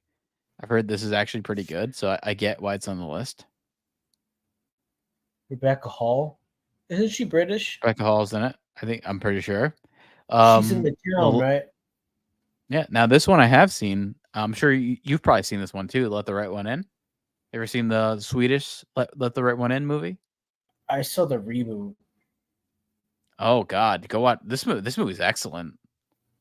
This is a great movie. It's really fucking good. Like really fucking good. That's probably why they rebooted it. Yeah, the reboot sucks. If you're gonna watch anything with this movie's like it didn't need to get rebooted. It's like the subtitles aren't bad. Nothing does. Like there's no. The whole point I get it because they're like, oh, it's Swedish. We want to remake the success of the original. I get rebooting a foreign movie, but there's not a lot of dialogue in this, and it's very like limited. So there's no real need to reboot this foreign movie. I understand some foreign movies. I mean, you can make the argument there's no need to reboot anything. It Follows. You saw It Follows, really right? Good and should be left alone. Did you see It Follows? I think I might have saw It Follows with you. Yeah, but not in theaters. I feel like I saw it on like we were just TV, watching yeah. it on a stream or like a. It's good. It keeps you entertained. Resurrection. No, this is one I've not I seen. think the movie's really fucking good, and the music is awesome. I have the soundtrack. It's really good. Go Yeah. listen to it by itself. This is another Rebecca Hall movie, so I guess I'm Yeah, late whoever to the wrote game this with is a Rebecca big Hall. Rebecca Hall fan. Yeah, we're seeing that. Now, this one I have seen, the Neon Demon, Nicholas Winding Refn, which might be like That's the a most horror movie? insufferable prick. Yeah, it is. I would say that classifies. Yeah. it does. Oh, we really we missed out on showing the clip with him and William Friedkin. Yeah, I mean that Saying, is there pretty a doctor funny. in the house because he thought the Neon Demon should be classified as an all-time great, like a classic. Yeah, he film really did. on par with Citizen Kane. And William Friedkin was like, "Are you fucking serious? This movie's not even old enough to even be close to that classification. I think, are you out of your fucking mind?" You know what? I could have. And he thought Drive. He thought Drive should be like on the pantheon of I have no regrets about Only God Forgives. I think it's a masterpiece, and it is. I just didn't make it very expensive. Is there a doctor in the house? We need to get a medic in here. Is there a doctor around? I just didn't make it. If you think that's a masterpiece, what is Citizen Kane? It's great, but it's very. It was an It's great. Yeah. It's great. 2 questions left. When you were mentioning, I have a third. Where is there a medic for this man? When you were mentioning, did you hear the ambulance pull up? Okay. Citizen Kane is great. Like it's like a song. We won't know about Drive for another 30 years. 30 seconds. Whether it lives or dies. I'm talking about films. Drive sucks. 2001 was made in 1968. I made this film about 4 years ago. So it's about 4 time. years is a zip. It's not even a blip. It's not a pimple on the asshole of humanity. 4 years. But 2001 was made in 1968 and holds up like gangbusters. Oh, yeah. It's better than all this Fucking other does. similar crap. And My Citizen exit question Kane, is, Citizen Kane was made in 1941. We know that. My point And is, it lives. okay. Like, why are you talking over Yeah, him? I mean- Just shut the fuck up and listen, bitch. You might learn. You know something. what though? Citizen Kane is kind of overrated. No, it I'll is, agree but with it- William Renfren on that. I It's mean, kind of an okay movie. Like, Go watch it today. grossly, It's kind of okay. Citizen Kane is kind of in the same pantheon as Birth of a Nation, where it's known for being. I did very- like it though. It's a good movie. It's known for like being very ahead of editing, Yes. and techniques and things like that. And storytelling. But Yes. it doesn't. It's not something you like want to put on and watch again. But you have to No, still but- respect it for what it is. Yeah, no, and I mean I've watched it and I Not like like didn't some think like, oh, fucking this stupid sucks. bitch I who thought made like, oh, this is a like- good movie. Like Drive, But- it's okay, but it's completely just style over substance. Like it's No, It's- honestly, you know what Nicholas it William reminds me Ren- of? Remember, no, like he all sucks. those like mumblecore movies at the fucking time. Like it's just like a action mumblecore movie. Like there's fucking and 10 lines of dialogue the entire fucking film, and Bryan Cranston. And Neon saying Demon is 50% of it. Neon Demon is like even more 10,000 times more style over substance. There is nothing here except for that it looks Yeah, cool because and you this got guy some hot has girls in fucking it. nothing to say, and I'll That's give him it. this: he does. He's got produce nothing to great say. Visuals, like his movies. Dude, I don't look think- really good. They do look really good. I don't think- and I like. I don't think anyone I like has the way anything to that say he, anymore. Blends just the audio and visuals and all that, but his characters have nothing to them. They're so bland. No, and I don't think any modern directors have anything to say. I think that's a big critique of modern filmmaking. There's nothing that they're saying that's new or interesting, original. Maybe Well, it's hard. 'cause Jordan at a certain Peele. point, like Jordan Peele might be the only one doing everything's something been like that. fucking done. Everything's been fucking done. So you really need to figure out. I think Jordan weird Peele is making niches movies that and ways to have a angle voice. stuff to create anything unique. I think Jordan Peele is making movies that have a voice, but I think he's pretty much the only one I could think of that's really doing that. Oh, you know what? I mean, like Roger Eggers and Robert Eggers and what's his name? Ari Aster are doing that too, but they've kind of been lacking of late. But they're directors that Well, that's the today. thing, though. Oh, It's like you can only get away with that for so long, and then you end up in parody. here's another one. This is definitely a violent movie. Funny Games. Very It's a violent reboot. movie. Yeah, it was also a reboot. Yep. With Naomi Watts. Here's another one. A Girl Who Walks at Home. I've not seen this. I've heard good things. This is something I've heard a lot about, actually. It is a Some black and white lesbian movie, so that's vampire going to turn stuff. people off. Did you know that lesbian vampire stuff is a genre unto itself that started in the 70s? Actually, I think it started in the Yeah. early 50s and 60s. But lesbian think it is vampire 70s. stuff is a big genre. Dude, vampires, it's a weird thing. You could actually trace this back into history. But during Well, it's economic related to the Black downtimes, Plague. no, but even this, during economic downtimes, vampire movies do well. Like look up like our even our recent time of our stock crash. You could look up what movie did really well those couple of years, and it's Twilight. And then you can look at the 70s, and like vampire movies do really well during these economic down times or crises. So then, It's strange connect. Same with zombies. Zombies kind of come out at the same time. It's like a when I think phenomenon of vampire around the stuff, I think situation. of Interview with a Vampire and Bram Stoker. So I guess the economy was bad in the 90s at that point. Yeah, and even Walking Dead came out around the Do you time remember like of how the big Obama Interview crash. with a So Vampire fucking was? Like people loved that shit. yeah, this movie right here on this list I fucking love, and this is one of the Yeah, best Toby indie Toby horror movies. Hooper's got more shit R.I.P. than just this too. R.I.P. Toby Hooper, but was a great horror filmmaker. I love this movie. Also, the cinematographer in this movie needs to be like he should have got an Oscar. It's brilliant. This movie looks so fucking nice. This movie looks like 1,000 times nicer than it should. You know, it's like a But I think it brilliantly also shot movie. predated all the horror movies that feel like they're almost found footage or a documentary when they're not, just because how grimy and gritty the way it's shot is, and the presentation just it doesn't feel overproduced at all. It's just so gross, you know? Yeah, and I mean this cinematographer went on to do really good stuff.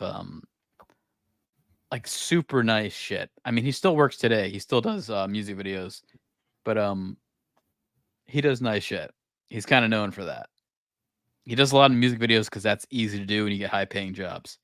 And if you ever notice, like things that are short, like commercials or music videos, they actually always look super nice because you have all this time to set up shots.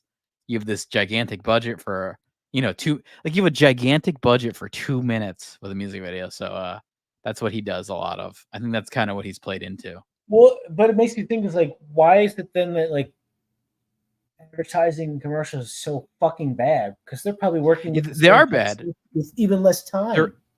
Their writing is bad, but if you look at the quality of shooting things, it's probably the best thing that there is. You know, it really is the case. It's like they have all this money to do with 30 seconds. Like look at a Super Bowl ad. It looks brilliant. The shit might suck, but it looks like amazing. That's the case of most commercials. It's like style over substance too. I mean, you look at this guy went on to do like every big music video you can think of in the 90s. He did stuff with Michael Jackson, Will Smith, Van Halen, R. Kelly, Mariah Carey, Boyz II Men. I think he did like all the things you could think of, pretty much. But he didn't really go on to do a lot of feature films after this. But except for a few things, he's done some feature films. Music videos. I mean, he did as far as films, he did let's see, Alien vs Predator, Friday the 13th, The Boy. Yeah, he kind of stuck to music videos. Have you seen The Boy? I'll give him that. Yeah, I've seen The Boy. Oh, I've seen The Boy. With, the girl from Maggie from Walking Dead. Yeah. I honestly, like, that movie could have been good if it was just a little bit more violent and not so slow. Like it takes forever. It takes forever to fucking expose who the monster is. Now this one's another slow burn, like you're talking about, but The Witch. But I love this movie. Love it. Yeah, but this is different. Like one of my favorite The Robert Boy Eggers. is like a cheap, schlocky, shitty horror movie. This is like almost a. This like and The beyond Northman are horror my movie. favorite. It's like a period piece, almost like some fucking Jane Austen book or some shit. The Witch and The Northman I like a lot better than The Lighthouse. But I really like The Lighthouse. So it's like I like all his movies, but I really love The Witch. I really love Northman more. I think Northman's my favorite movie of his, but Well, The Witch I love. I love Black what's the little sheep, the goat? Black something. What? The goat in this movie. Black Adam? No, it's not Black Adam. That's a fucking The Rock. That's The Rock, man. Yeah. Did you see that? No, I missed that one. Didn't see that. Black Phillip. Black Phillip in this movie is quite the character. I love this Don't movie. they have I love it. Don't they have people getting a screw thing drilled in the back of their head at one point or another? In The Witch? No. Maybe I'm I don't thinking think of so. The Crucible or some other. Yeah, not in The Witch. You gotta say, like, Raw 2016. Have you seen this? I've not seen this. I've heard about this, that it's like kind of like a cannibal-y kind of thing. I know about it. Not seen it. I just saw clips of them eating like raw meat, and then it's based on like cannibal. Yeah, it's like a cannibalism. Now this one, Pearl. I love X, so It's a I prequel, really right? liked X. I'm gonna assume X is higher on this list, but let's just go down. I've not seen Pearl. It's been on my. I gotta see Pearl. Gotta see Pearl. Really, because I saw Pearl without seeing X, just because of the Okay, I got- exposure I had. Hereditary, number 5. This is to me, this is one of the best horror movies of like the modern era. This has to be like, I'd say probably the best of modern horror. I put Hereditary. This is a brilliant, The scene brilliant where movie. he's driving the sister home and her head gets decapitated is. Yeah. But also, like, if you, this is a movie that if you watch it multiple times, you start to see like every character in the background is in the cult that is following this family. You know what? It is It's the most weird, like. I remember seeing It's The the best Leftovers rewatchable movie. right before this movie, and there's some actors from Leftovers in this to where it Yes, felt the almost main like character girl. either an influence or like a hybrid of each. And The Leftovers season 1 is fucking really good. I love that shit. No, I think that lady who's in The Leftovers just has a big impact. She's actually in the new Exorcist movie. That same lady you're talking about. So she's in the new Exorcist. I'm gonna actually see that tomorrow. So, or Thursday. I don't know. I just thought season 1 of The Leftovers was really fucking good. I'm gonna do I like a review. the sequence where they're playing that like weird sex game on their phones and shit. Yeah, this is a spoiler for Friday, but I'm gonna watch Ahsoka finale, and then I'm gonna watch Exorcist. So there's gonna be a review for Ahsoka and a review for The Exorcist Believer on Friday. So that's coming out. Okay. That's what in the industry we call a teaser. Yeah. Oh, and also here, number 4. Love this movie too. I mean, so far we're hitting all these movies. I love Halloween 1978, and it is one of the most indie made movies I you don't could know. think of. I gotta be honest, man. I find it pretty fucking boring. Oh, dude, this is my favorite. Honestly, I have to say this is my I favorite. appreciate it for what it is. I love this movie. I appreciate love it for it what so it much. is, I love the but- soundtrack. I love the filming. I love No, I like the the mood story. of it. And, I love it. Definitely, I like the mood and the music. It's just so fucking uneventful. Like, really, there's so. That's what I love about it. little It's that not fucking like happens. it's not this like Friday the 13th slasher movie. It's like a very No, it's like I'm not an even indie, expecting that. I'm just saying, like, as a viewing It's like an experience, indie think do piece. not I don't know, go I into love this this movie. thinking you're I gonna love it see so like, much. some slasher film. Like, it's more of a psychological thriller. It's not a that's slasher based on just ambience and feel. There's really not a lot that happens. Even though it created the slasher genre, this is not a slasher film. It's like that's No, it might the way have to put it. influenced it. It but it's created like, it, What like but the no, it's typical not a version of it became is so much more aggressive and violent than any of that. Yeah. Okay. Now we got another Ari Aster movie on here, Midsummer. Which, you know what? I like Midsummer, but Hereditary is better.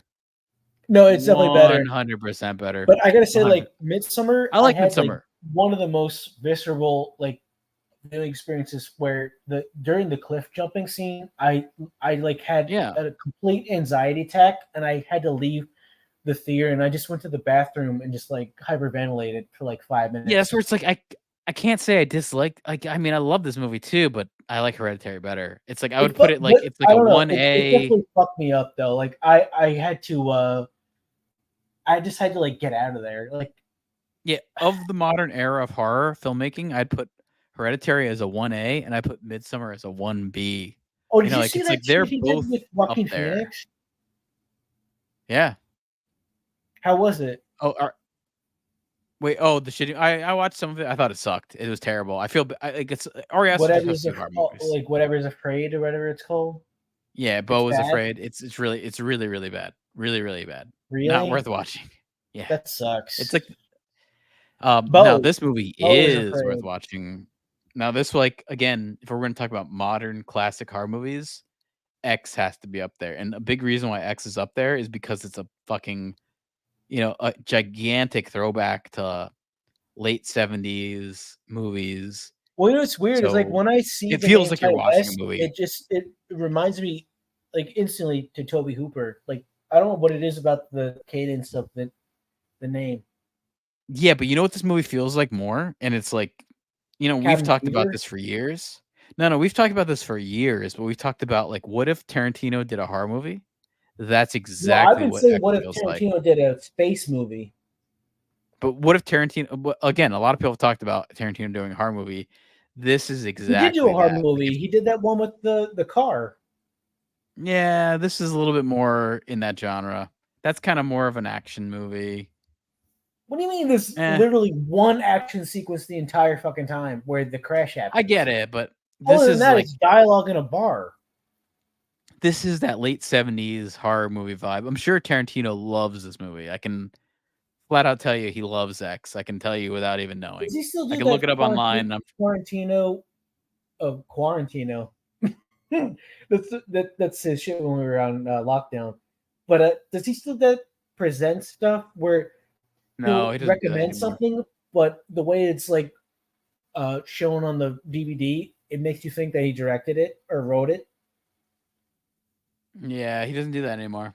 Because I remember Yeah. seeing a couple Japanese movies just because of that reason. Because I thought he had produced it or written part of it, but it was just he liked it a lot, and that was the only reason why it was getting exposure. Yeah, although I do see Tarantino does love the movie X. Yeah, he loved it. Yep. Not surprised on that one. Not surprised on this at all. Number one, this is a very indie movie. We're talking like the start of indie movies. You could even read a book called Chins to Kill by Bruce Clerks? Campbell. That is a brilliant movie, brilliant book talking I about forgot we were talking about This is- horror movie stuff, and I said Yeah. Clerks. The Evil Dead 1981. By the way, this photo that they're showing is from Evil Dead 2, I'm pretty sure. So they Oh, got the wow, photo so you wrong, can get it right. but love this movie. Sam Raimi making this with friends and making this with a very limited budget and then making Doesn't tons of someone get money off of raped by it. a tree? Yeah, that happens. Yep, that's in the first Evil Dead. Yep. Yeah, it's a great You don't movie. see And the that second anymore. Evil Dead is like even better. Like second Evil Dead plays into the comedy aspects of it. It's like I have to say, it's like What about the I one love Evil Dead where, 1. he goes back into like medieval times, and it's almost like Game of Thrones. Yeah, that's Army of Darkness, but it's definitely not Game of Thrones. Like it's a lot more cheaper and shittier. It's more like Xena version because I don't know, they didn't have that money. Xena, oh my god. It's That's the Xena Lucy medieval Lawless times. with her like blonde lover lesbian sidekick. I remember like But I there agree was with so this much list. fan fiction back You gotta put then Evil Dead where at the top. people wanted Lucy Lawless to fuck Kevin Sorbo, who was played by the Hercules sci-fi shit. I remember seeing Wait, Kevin someone- Sorbo was played by Hercules, or Kevin Sorbo played Sorbo. Hercules? Played What I was Hercules. like, You said Hercules played Kevin Sorbo. The yeah, opposite. we're a little late in the stream. I'm pretty soft, but yeah. So you know what Hercules I is meant. Kevin Sorbo. People wanted I Lucy agree with Lawless that. to fuck Kevin Sorbo, even Who though wouldn't? Lucy Lawless was fucking her blonde sidekick friend, who's an Amazon, Oh yeah, Amazonian. right. Yeah, the Well, if you're liquor's kicking in. Amazonian, it's like you're just ordering shit off the internet. But if you're Amazonian, Right, on Prime. yeah, you're on Prime. But the liquor is kicking in here. You know, you're wondering whether I'm still the liquor. No. Guess what? I'm on top of the liquor. I am the monkey in charge of bananas. What's my secret? This little device right here. I just take a little blow, and it tells me when it's time for a little top-up. Because when I first got this, I used to ride it around 0.20, which is fucking wasted, 24/7. But now, I leave it at 0.12, which is perfect. It's right in the fucking slot, just past the click. That wonderful moment, just like Julian. I'm sober enough to know what I'm doing, and I'm drunk enough to really enjoy doing it. Oh, look at that, 0.10. Time for a little drinky poo. Cheers, genitals. No,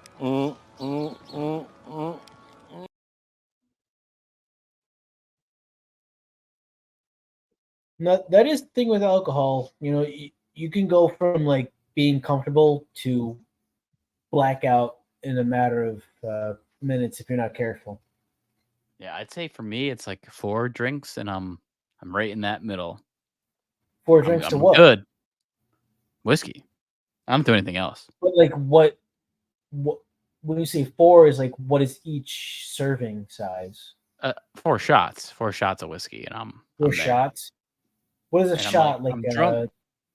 like a Shot is exactly 1.5 ounces.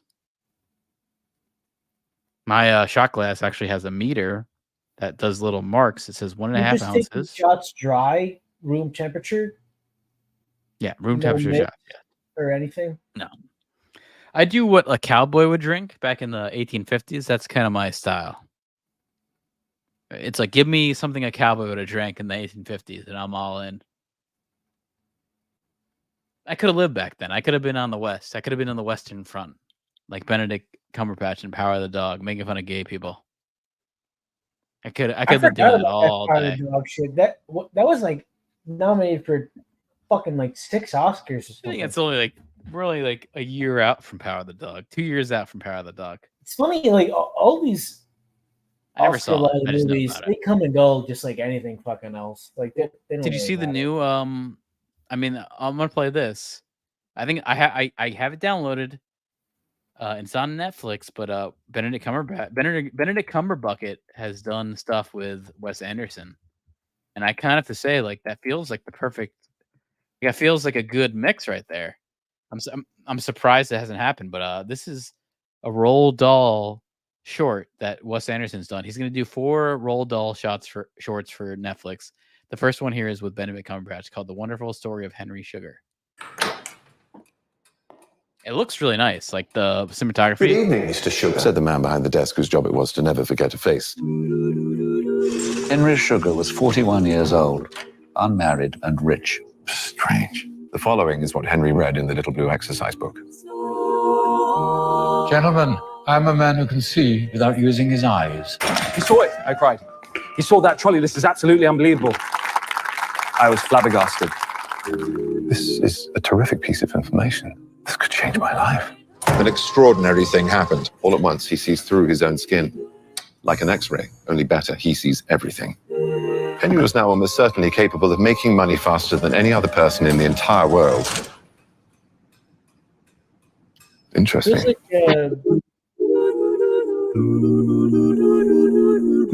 His name was Henry Sugar. I think people. This movie is like so Wes Anderson, it makes you want to throw up, kind of thing.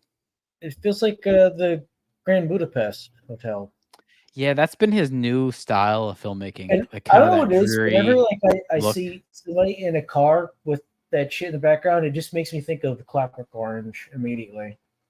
Well, it's that background photo, like background video being played, but it makes me think of Alfred Hitchcock more.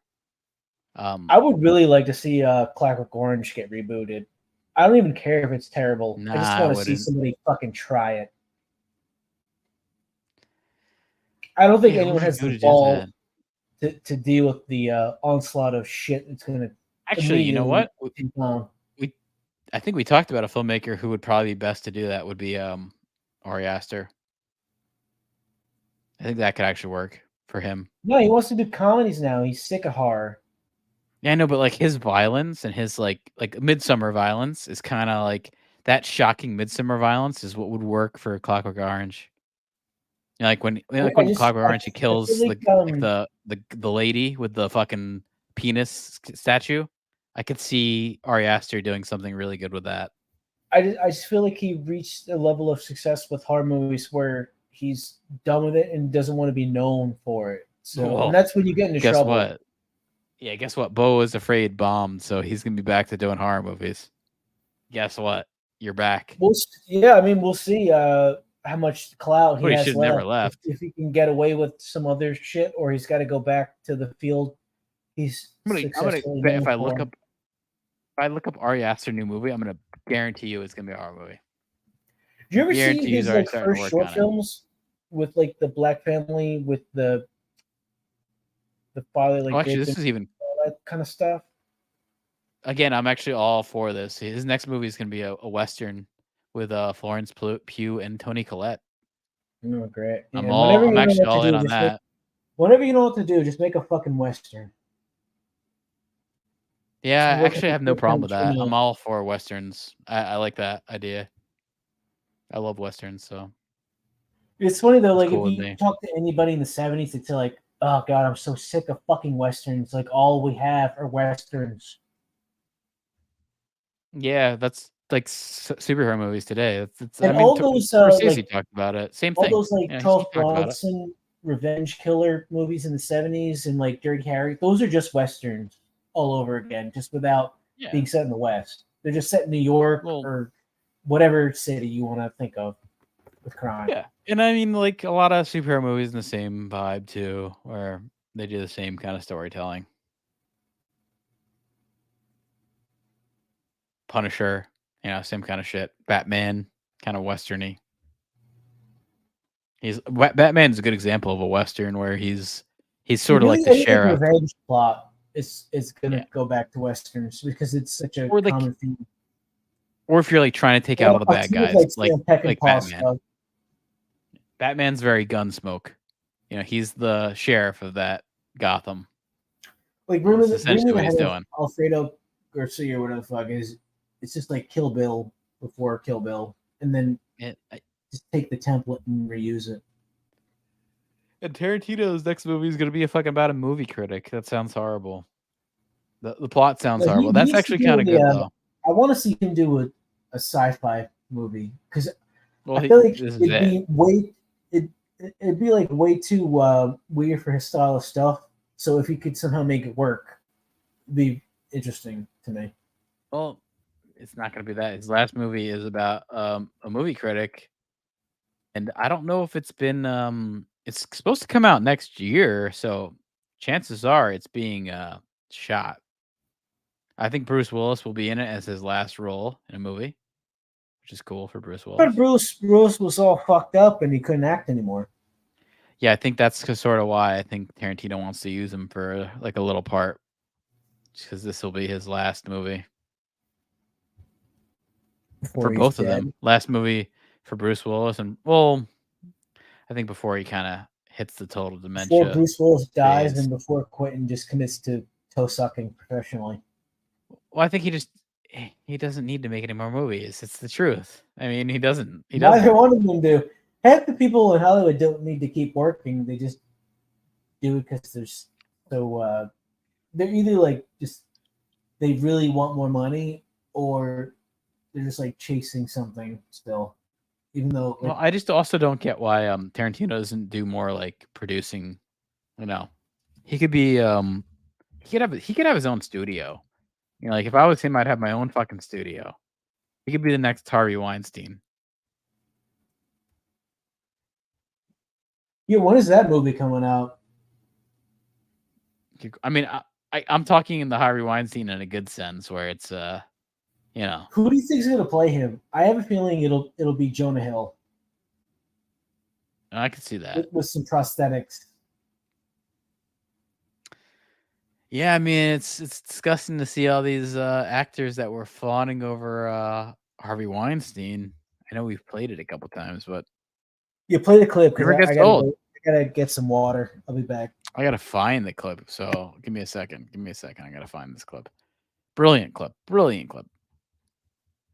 This is one I actually should save just to kind of bring up every so often, but it's a very relevant clip. It shows you the disgustingness of Hollywood, which is fucking real. Looking through my liked posts for Twitter, there's a lot of disgusting disgusting perverted shit that I have on here. So give me a second. I gotta scroll through this perverted mess and find more perverted mess with Harvey Weinstein. Here you go. Before we begin, I just want to congratulate Harvey and his wife Georgina on the birth of their new baby boy. Harvey gave us just what we needed, another him. Finally, I'd like to thank Harvey Weinstein. The Punisher, that's his nickname. The Punisher, yes. Harvey, if I keep thanking you in public, people will think we're having an affair. But nonetheless, if you're choosing sides in the playground before a scrap, I would like to have Harvey Weinstein and Graham King on my side. Harvey Weinstein, Bob Weinstein, God bless them. My friends at Miramax for making this film, especially Harvey. And Harvey, thank you for killing whoever you had to kill to get me up here today. and to Harvey Weinstein, the tough guy on the playground with the biggest heart. Thank you for saying you'd do anything for your friends, and you always do. Thank you. And then Harvey Weinstein. And Harvey Weinstein. Harvey and Bob Weinstein. Thank you, Harvey Weinstein. I want to thank Harvey and Bob Weinstein. My agent, Kevin Uvain, and God, Harvey Weinstein.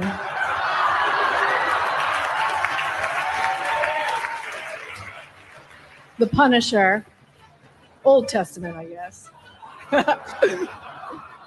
Especially the bomber Weinstein, my godfather. It's better than I do. Sometimes I call him Jennifer. It's a pet name. This. Okay. I would like to thank Harvey Weinstein. Harvey Weinstein, who believed in us and made this movie. Harvey, thank you to Harvey. Harvey Weinstein for his commitment. And to Harvey Weinstein and everyone at Miramax. These Harvey Weinstein. Harvey Weinstein and Lauren Spender. And Harvey and Bob Weinstein. You also break my heart with your uncensored passion. But I have to thank Harvey Weinstein. And thank you, sir. And of course, Harvey first took me on 20 years ago when I was a mere child sensation. I want to thank the Mashbuka Weinstein. Mazel tov.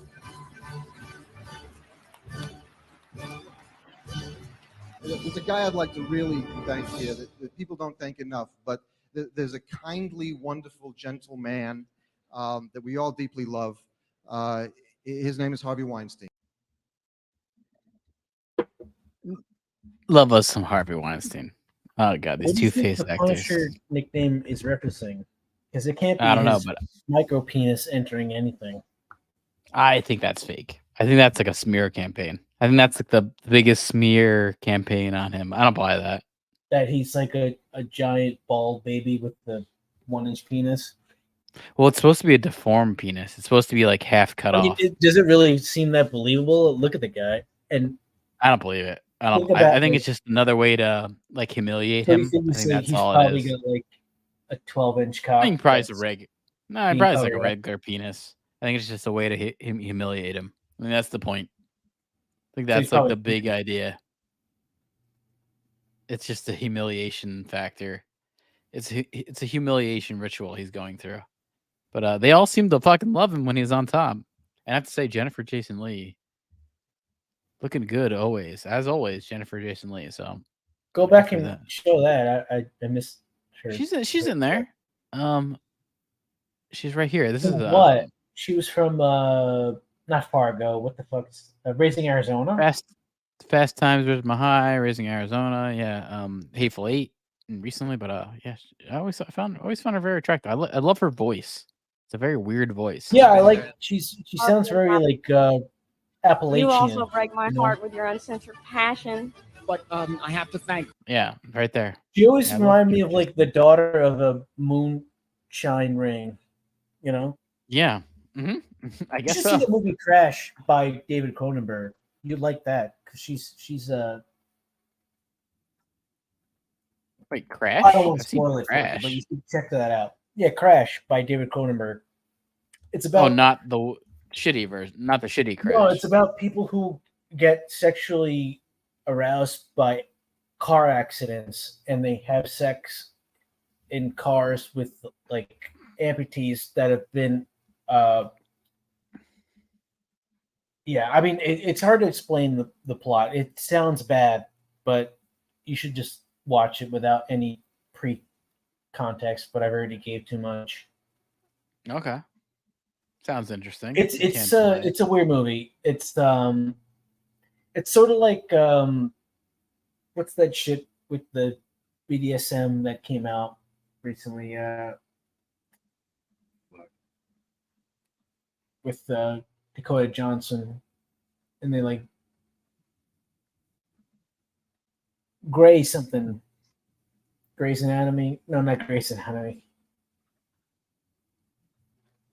Yeah, it made me think of that when you said Grays. Thought of that for a second. Something of gray, shade of gray, some shit. Okay. It's like Yeah, okay, I that, know what you're talking about. but for paraplegics who like car accidents in the 80s. So Who doesn't, take right? take that for what you will. Sounds good. I mean, it's not good, but it's like weird to where it's interesting enough to like keep watching to see where it's gonna go, but it's not good. Right. But it's there. It's like Angel Heart. Yeah.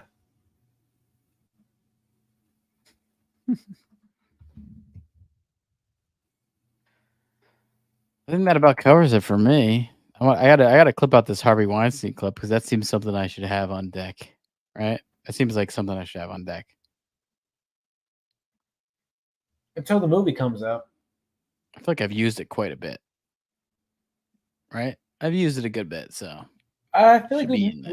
we definitely use it more than once. yeah. That's why it feels like it should be in play. You know?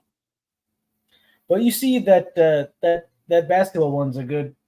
That's a good piss break. You know, it's like a Yeah, solid. that's crazy. It's a solid allotment of time to get what you need done and still be back. That with shit is a little bit of- crazy bad. It's crazy bad. Yeah, it's bad, but Unbelievable. you know, a paycheck's a paycheck. You think you're gonna turn that down just to read some half-assed written dialogue for 5 minutes? Oh no, not at all. Not at all. Not at all. I mean, if you know who Dion Waiters is, you know he was borderline retarded to begin with. So giving him any What's that? I didn't know that. I didn't know that aspect of it. I didn't This know guy what he in was like. Cleveland, yeah. Dion Waiters was like a borderline. I mean, you know J.R. Smith. He's like borderline. I know J.R. Smith. Retarded. I played to get baseball in the with league.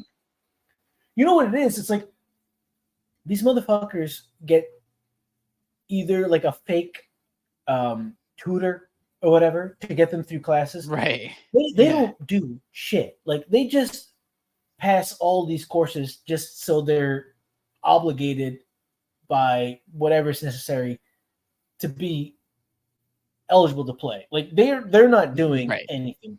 So he's got probably the education of like a middle schooler who's been, of course, handled and passed through this entire fucking thing his whole life.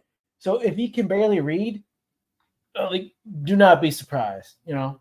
Oh yeah, exactly. That's Okay, so part he's of like the that. course. But then also, like, you give them this poorly written dialogue by some. I can't really imagine like what quote unquote screenwriters they have for these video games to come up Well, with. in the end, man, it's a very cool bunch of programmers and a very cool bunch of writers. Here you go. Very cool. Very cool. Very cool. Voy Kurag. Gotta clap for that. Gotta clap for it. Gotta clap for it. Very cool. Very cool. Amazing. Whoa. Very cool. Wow. Gotta love that burger at the end there. Makes you want to get a burger. That Yeah, Weinstein I clip, think, by the way, is a good piss one of the break. streamers you It's a asked good me piss last time break. I had a burger. I think had I think up in Salem.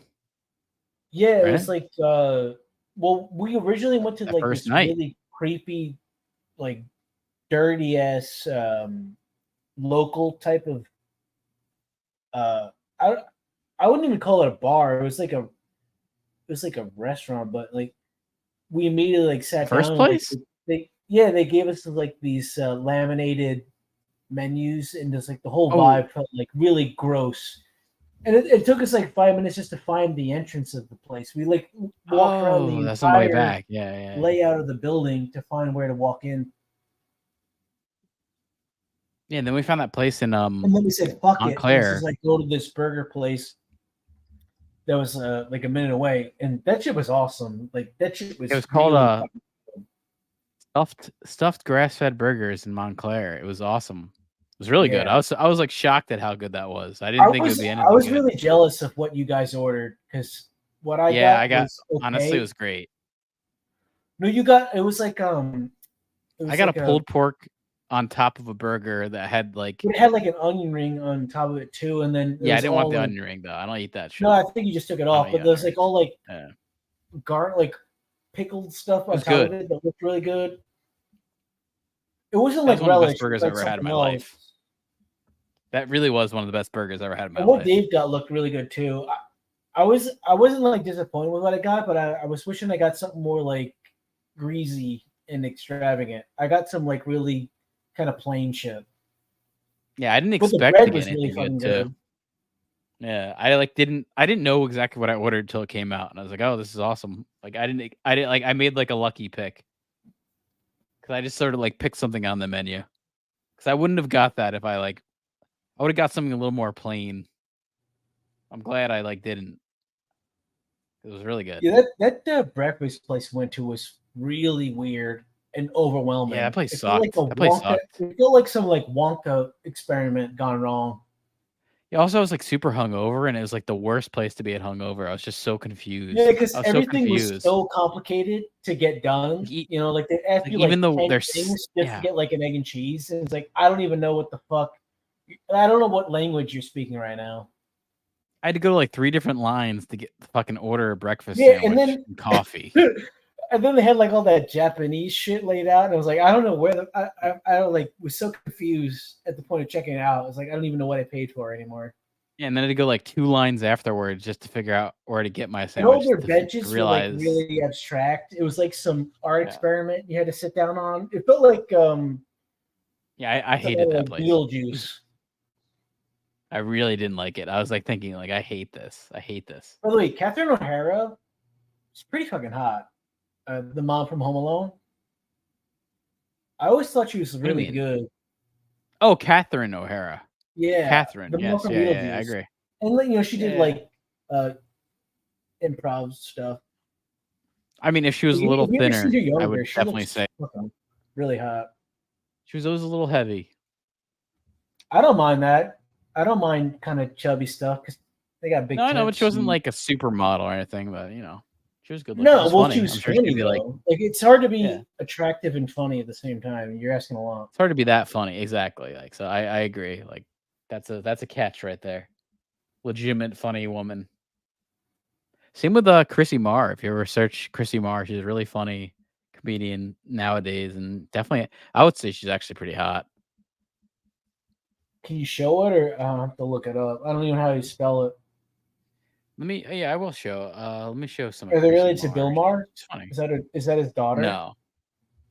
Different spelling of Marr. Actually, I think it might be Mayer. I could be wrong. It could be her name Not could be Mayer. M-A-H-R. It's M-A-H-E-R. It could be Mayer. M-A-Y-E-R. Or M-A-Y-O-R. I think it's Fuck, how many M-E-Y. different spellings can you have for that shit? like 5. I think it's Meyr, but I think it's pronounced Mayer. Here she Weird is. that we only really see Meyr.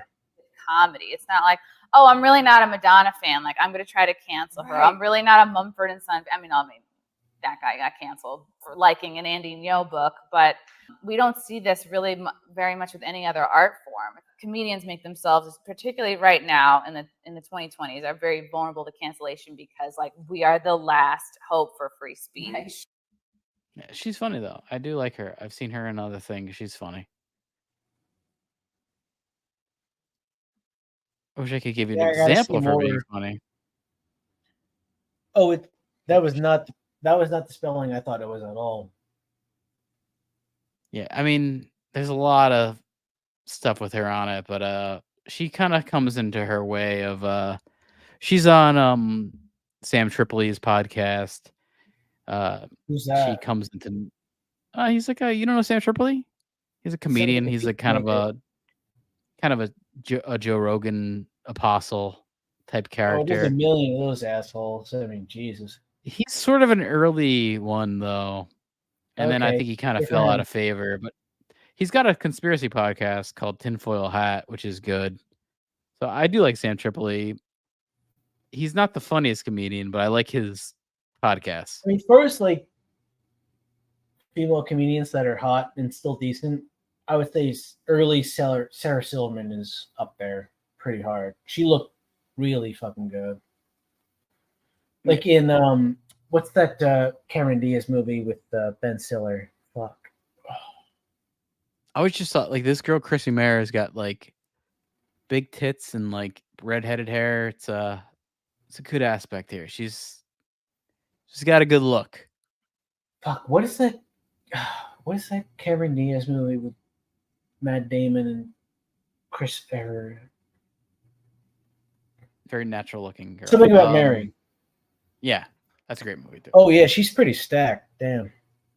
Yeah, she's good looking. And she is funny. Like I will say, it's like I know a lot of women get prove it. hated on for not being funny. She is funny, and in not like the typical like make a wacky joke funny. She actually has funny. I know jokes. if you could like if you could take out the part of your brain that wants to fuck her and have an objective opinion. Yeah, about I would still think she's funny. What would you really think of her material? I would still think she's funny because I've heard her material. It's good. Because she's kind of like a troll. She's sort of trollish. Some of that Sarah Silverman stuff, and as much as I think she's hot, with big titties, big Jew titties, her material is not that bad. But I definitely want to fuck her. Wanted to, not anymore. I mean, this girl got in trouble for being quote unquote prejudiced. I'll show you the clip here. Here's what she said. I think it might have been on a news network because she's kind of getting a little famous, but here. It's pretty ridiculous to just assume that Chick-fil-A, I mean, you know, I'm hesitant to make a fried chicken joke, but they sell fried chicken. I don't know how much more inclusive we can get here. That's Chrissy Mayer. She's a conservative and she claims to be a Yeah. So she made like a Chick-fil-A joke about black people and it got everyone offended. Which is kind of the case these days. I mean, they're an easy target. Don't they close on Sundays? Yeah, and I guess so. I mean, I know Keith Overman, which is kind of such a douche nowadays. Remember when he used to be a sportscaster? He was funny. Yeah, he was good. Acolyte. He was funny for a little bit. He was cool. He's kind of like pre-Daily Show type of dry humor, you know? Yeah, and he was good on it. So he was good on SportsCenter. Actually, in a way, I feel like he doesn't get credit enough for that. No, he's a big part of that old good SportsCenter that Patrick, people disregard. Kind of predated that whole stale vibe of like guy in a suit shitting over everything and being jaded. Right. Before it was cool. Which like Jon Stewart turned into a career. And Stephen Colbert was great at kind of making fun of until he turned to a complete opposite of what he was that his career is very confusing. Like Stephen Colbert was. It is. He was really funny. He was really, really funny for a Well, long time. I just think like his career path was so strange because he became almost everything he was making fun of for so long. Yeah. Yep. But he was Pretty so much. good at it. He really he made the Daily Show look like shit. Like he did it so much weirder and absurd to where I really Yeah, 'cause thought it it was was a character. a lot better than what it started out being. Well, I think he's funnier at being a fictional character than he is being himself. I think that's all it was. I He was agree. really- Like that's where he fucked up. he was really good at being a He, fictional he lost the character. plot. He should have just told his. We should have agents- continued that fictional character into a different show, but he didn't. He just did himself. Well, and he should have leaned into it harder, and completely forgotten about what he was like as a human being, and just became just embraced the fabrication of that even further. Yeah, because it worked on all levels. Like people who were conservative still thought he was funny. It was like, and everyone Well, who that's was the like thing. liberal thought like, oh, he's funny because he's making fun of that. But the conservatives still thought it was funny because it was funny. No, So but that's the thing is instead of playing Hit both on all sides, levels. could have leaned into the one and been amazing. If he just fully committed to it. yes, he really did work on both levels. It's sad. He was really funny, and he did that on Daily Show too. So, and again, even in Strangers with Candy, he was a good fictional character. I think he's good at that. He's just not good at being himself. Yeah, that show is so weird and gross. Yeah, but I mean, he was kind of interesting on that show. The show was interesting. What's that Adult Swim show where they worked in a hospital, children's hospital? Doesn't Yeah. Stranger with Candy feel like a earlier version of Little bit. that? But it's like There's the same there's some type of similarities. vibe and feel. Yeah, I mean, I could see Stephen Colbert's character on that too. So I But guess so. I Yeah. don't know. It's don't you feel like the whole I don't know, just the general feel and energy of the show is so similar in the way that everyone acts with each other and stuff. Yeah, and also I think it's also a level of sometimes when you get older, you get unfunny. Like I saw Will Ferrell recently on the Peyton Manning Eli broadcast, and he's just not funny anymore. He's old, just not funny. I don't know. I think he's Usually too with old. comedy, well, at least stand up, the older you are, the better you get. George Carlin. I don't know about that. George Carlin's an example of that, but a lot of CK. people, I think a lot of people hit early. They hit early and they hit a peak. No, it definitely goes both ways. Bobcat Goldthwait only was good when he was younger, or Sam Kinison. Well, he died, but Wasn't still, really. well, I think, Either, and also I don't know. Andrew Dice I Clay, never found that. I never all liked the- either all of them. these I'll people say I'm talking that. I about never who liked have, either of them. shticks were good early on and then faded off. But Yes, I never liked. people I never liked Sam Kinison. I never liked Bobcat. I liked his No, I movies. didn't like them either. right? I'm just talking about comics who were really successful early on and then didn't age well at all. I mean, I'll say this from just the experience of making music and stuff. When you're younger, I feel like you have you strive for more because you have no reference. So you're I feel like you're more creative because you're striving so hard. And I noticed that with some comedians where they put out their best work because they're music, though, trying it's so hard. Usually the first album is a derivative of your influences, and then the second album is where you really make or break your shit. You either can overcome all that and do something unique and individual, or you're just gonna be a rip-off what Of yourself the, even, first too. album was. Yeah. Yeah. But for comedy, I mean, people I don't Some know, evolve. Some people evolve. It's true. Dave Some get Chappelle better. and, Chris Rock and George Carlin and I think Chris Rock Louis actually is CK. not as funny as he used to be. Chris Rock's gone down a little No, bit. no, I'm not I liked his last I'm not special. talking about but his. I'm not talking about current stuff. I'm talking about from when he first started to 2 to 3 to 4 years in, they start to peak. You know, like it takes time to develop. Yeah, but I saw his current stuff. It's not bad. Like, don't get me wrong. It was actually pretty funny, but he was funnier at one point. You know, like I gotta do say, think a lot I of it never is, like I really said liked, before, it's like when you have to work for it. I never really liked David Spade at the time, but I went back and watched his special Take the Hit, and it's not that bad. Like it was much more weirder and kind of abstract than I thought it was going to be, and it was pretty good. Yeah. I mean, I do think also when you have to work for it, like that's why I will say with the younger aspect, it's like when you have to work for it and you have nothing to show, you have to be good. And then people sit back. Sometimes you don't sit back, and sometimes you like get more experience. Like George Carlin's a good example of that. Like he kept building on something, and Louis C.K. kept building on something. I mean, not so much anymore. His last special, Louis C.K., wasn't that great. I did watch, and I was a little disappointed. You know, I don't really care about his sexual escapades. I don't give a shit. It just wasn't as funny as old stuff. But Shane Gillis, I I like feel like he's Bill Burr building. a lot, but his early stuff is, you can tell he's still trying to figure it all out Yeah. and work. No, yeah, and then there's- after like 3, 4, 5 years, you hit a stride, and like his specials are really fucking great. You know, like Yeah, I think it depends on the person. Some people have different peaks, but I agree with that with Bill Burr. I think we're past the peak now. I think we're kind of on the downward. There was a peak a little bit ago. well, that's with anybody. I mean, when you have a career that's that long, no matter what happens, it's going to go downhill. I mean, you And the can't- same thing with Louis C.K. You can't He had this maintain build. that level for that long. It's impossible.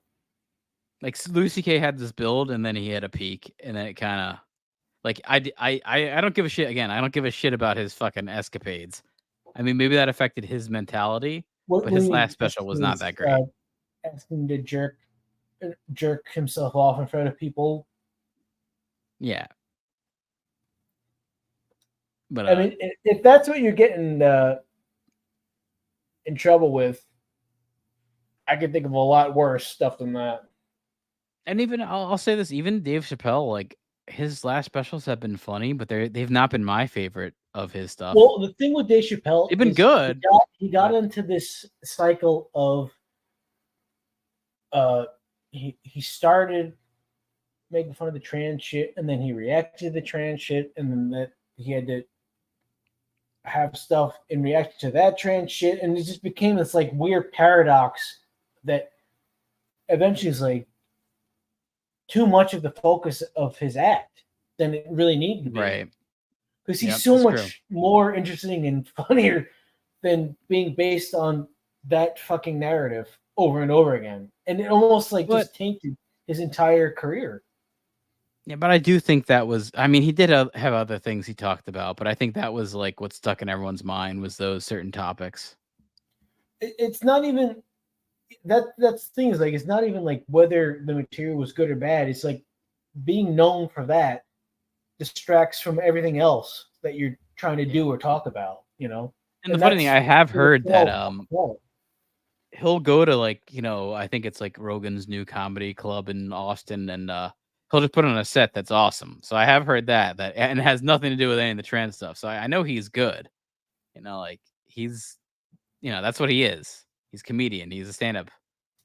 So it's like he definitely fits the craft. He's someone, again, I could see him having a really good special in 5 years still. You know, he's like a Carlin. Really could see it. Like I wouldn't doubt it with Chappelle. Eskimo sleaze comics. I like David Tell or Dude, but David Tell is like gone. He never did anything else. That's what sucks, man. I wish he did more. He doesn't really even do any shows. well, he had that he had like his own show for a little bit, which is fucking crazy. You know, I'm wrong. He still does a lot of stand-up like live, but he doesn't do any albums. He doesn't do any specials. He only has one special, one album.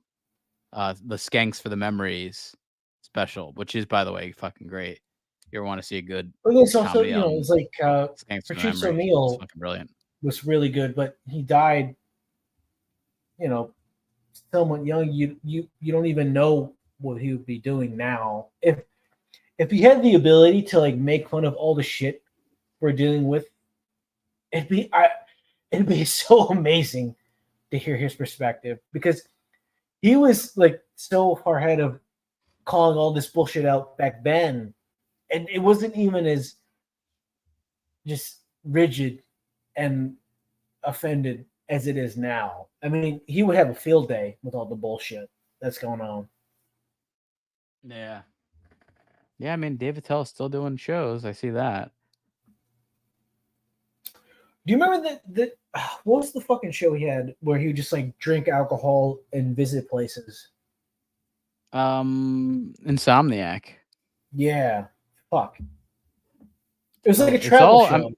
It's all on YouTube too now, it's all there.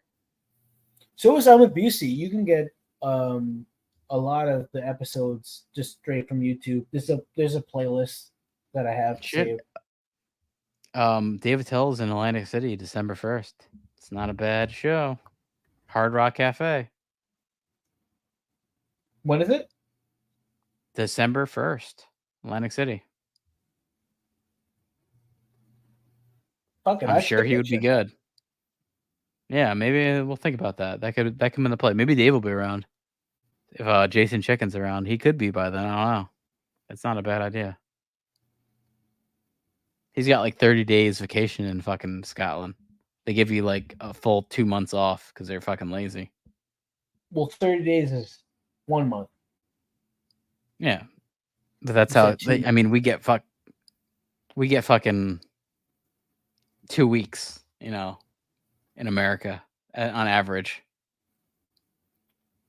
They start off with 30 days. Working for the people I do, I don't get a lot of the holidays you're getting. They don't observe. You don't get Christmas? You don't get Christmas? No, they do give me Christmas.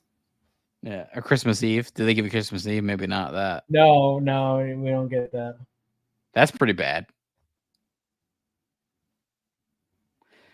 Well, speaking of terrible Jews, we're also terrible Old Testament. I didn't say that. You said that. Yeah, well, I said that.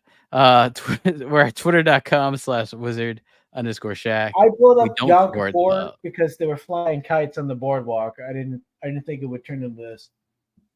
We don't support the Old Testament God. We only support the New Testament God. Yahweh is not for us. You get in the I don't even know I don't know that reference. I'm not very religious. Oh yeah, you're not a Genesis have to go kind of from guy. soccer practice to Bible study though for a little bit. Yeah, you're not a Genesis kind of guy. You're more of a Matthew, John, Luke. And I Paul. actually got kicked out of CCD once for saying that I thought Jesus was just a magician. Moses was definitely a magician. We know that. He threw down that. He threw down that staff. They're all just bad. Like, what are those novels like with Fabio on the cover? Those like romantic type novels. That's like I can see what you're saying. The equivalent of the level of writing you're getting. I can see that. I mean, Jesus kind of had some. I mean, here's a good. I can't believe it's not butter, and I can't believe it's real. Here's some Jesus doing some magic. There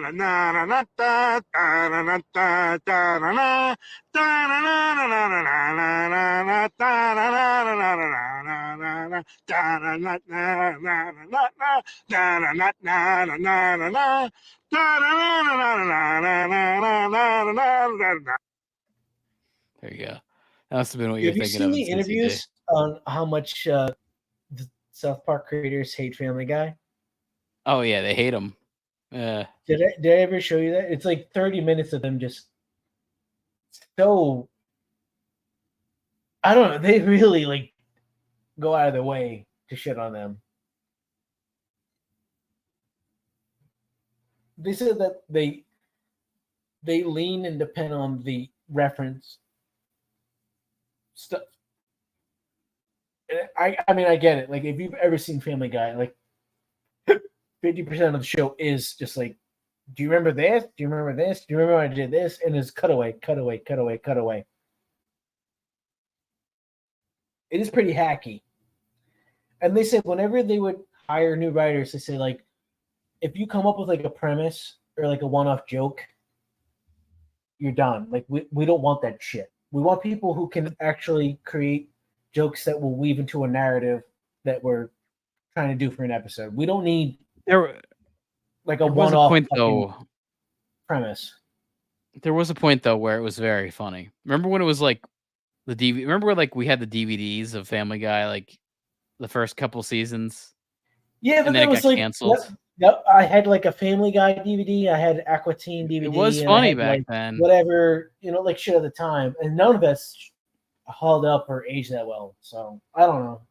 No, I don't know. Actually, I think it actually still has aged decently. I think you haven't seen it. It's just I don't think the old Family Guy stuff is bad. I think that was actually the most creative it was, and then it sort of got to be I like. think they were threatened at the time because of its success. Well, I think, and they were it just got old, bitter, and jealous too. The idea got old, Yeah, like everything's a cutaway. Yeah, like in the format. Definitely got. Yeah. You can only do that for so long before people realize what the ingredients are making it. And you can only bring up like so many 80s TV references, and then it wasn't so funny. But I think that about covers it for us. We're at twitter.com/wizard_shack. We'll be back on Friday with a review of The Exorcist, Believer, and the finale of Ayahuasca. What do you call it? Ambrosia? I like to call it Amoroso. Yeah, Amorosa, Ayahuasca, Ahsoka. That show will be Amoroso actually will out be right on now. The, chopping block. I'm not looking forward to watching the last episode. I'll say that, but at least it's No, the you last. should be because it's the last episode.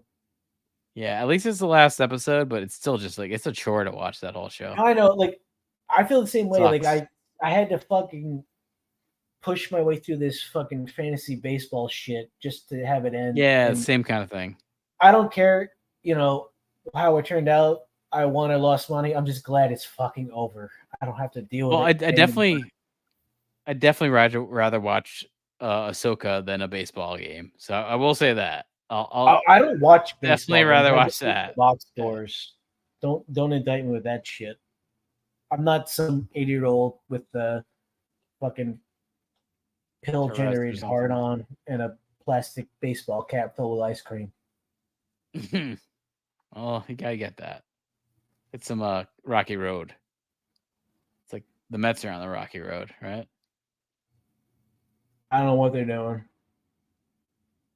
Well, they got a rich owner, so. But I guess they all do, right? Yeah, I think it's safe to say every owner is rich. Yeah, and probably Jewish. But besides, Steve Cohen is the owner of the Mets, and yeah, he is most likely Old Testament guy. So to celebrate Yom Kippur, get your kite, go out to the boardwalk, fly it. Read about Moses. Read about David and Goliath and good old King Solomon. That kind of stuff. Get your Old Testament out. So with that, we'll see you guys next week. See you, Lovitz. Later, man.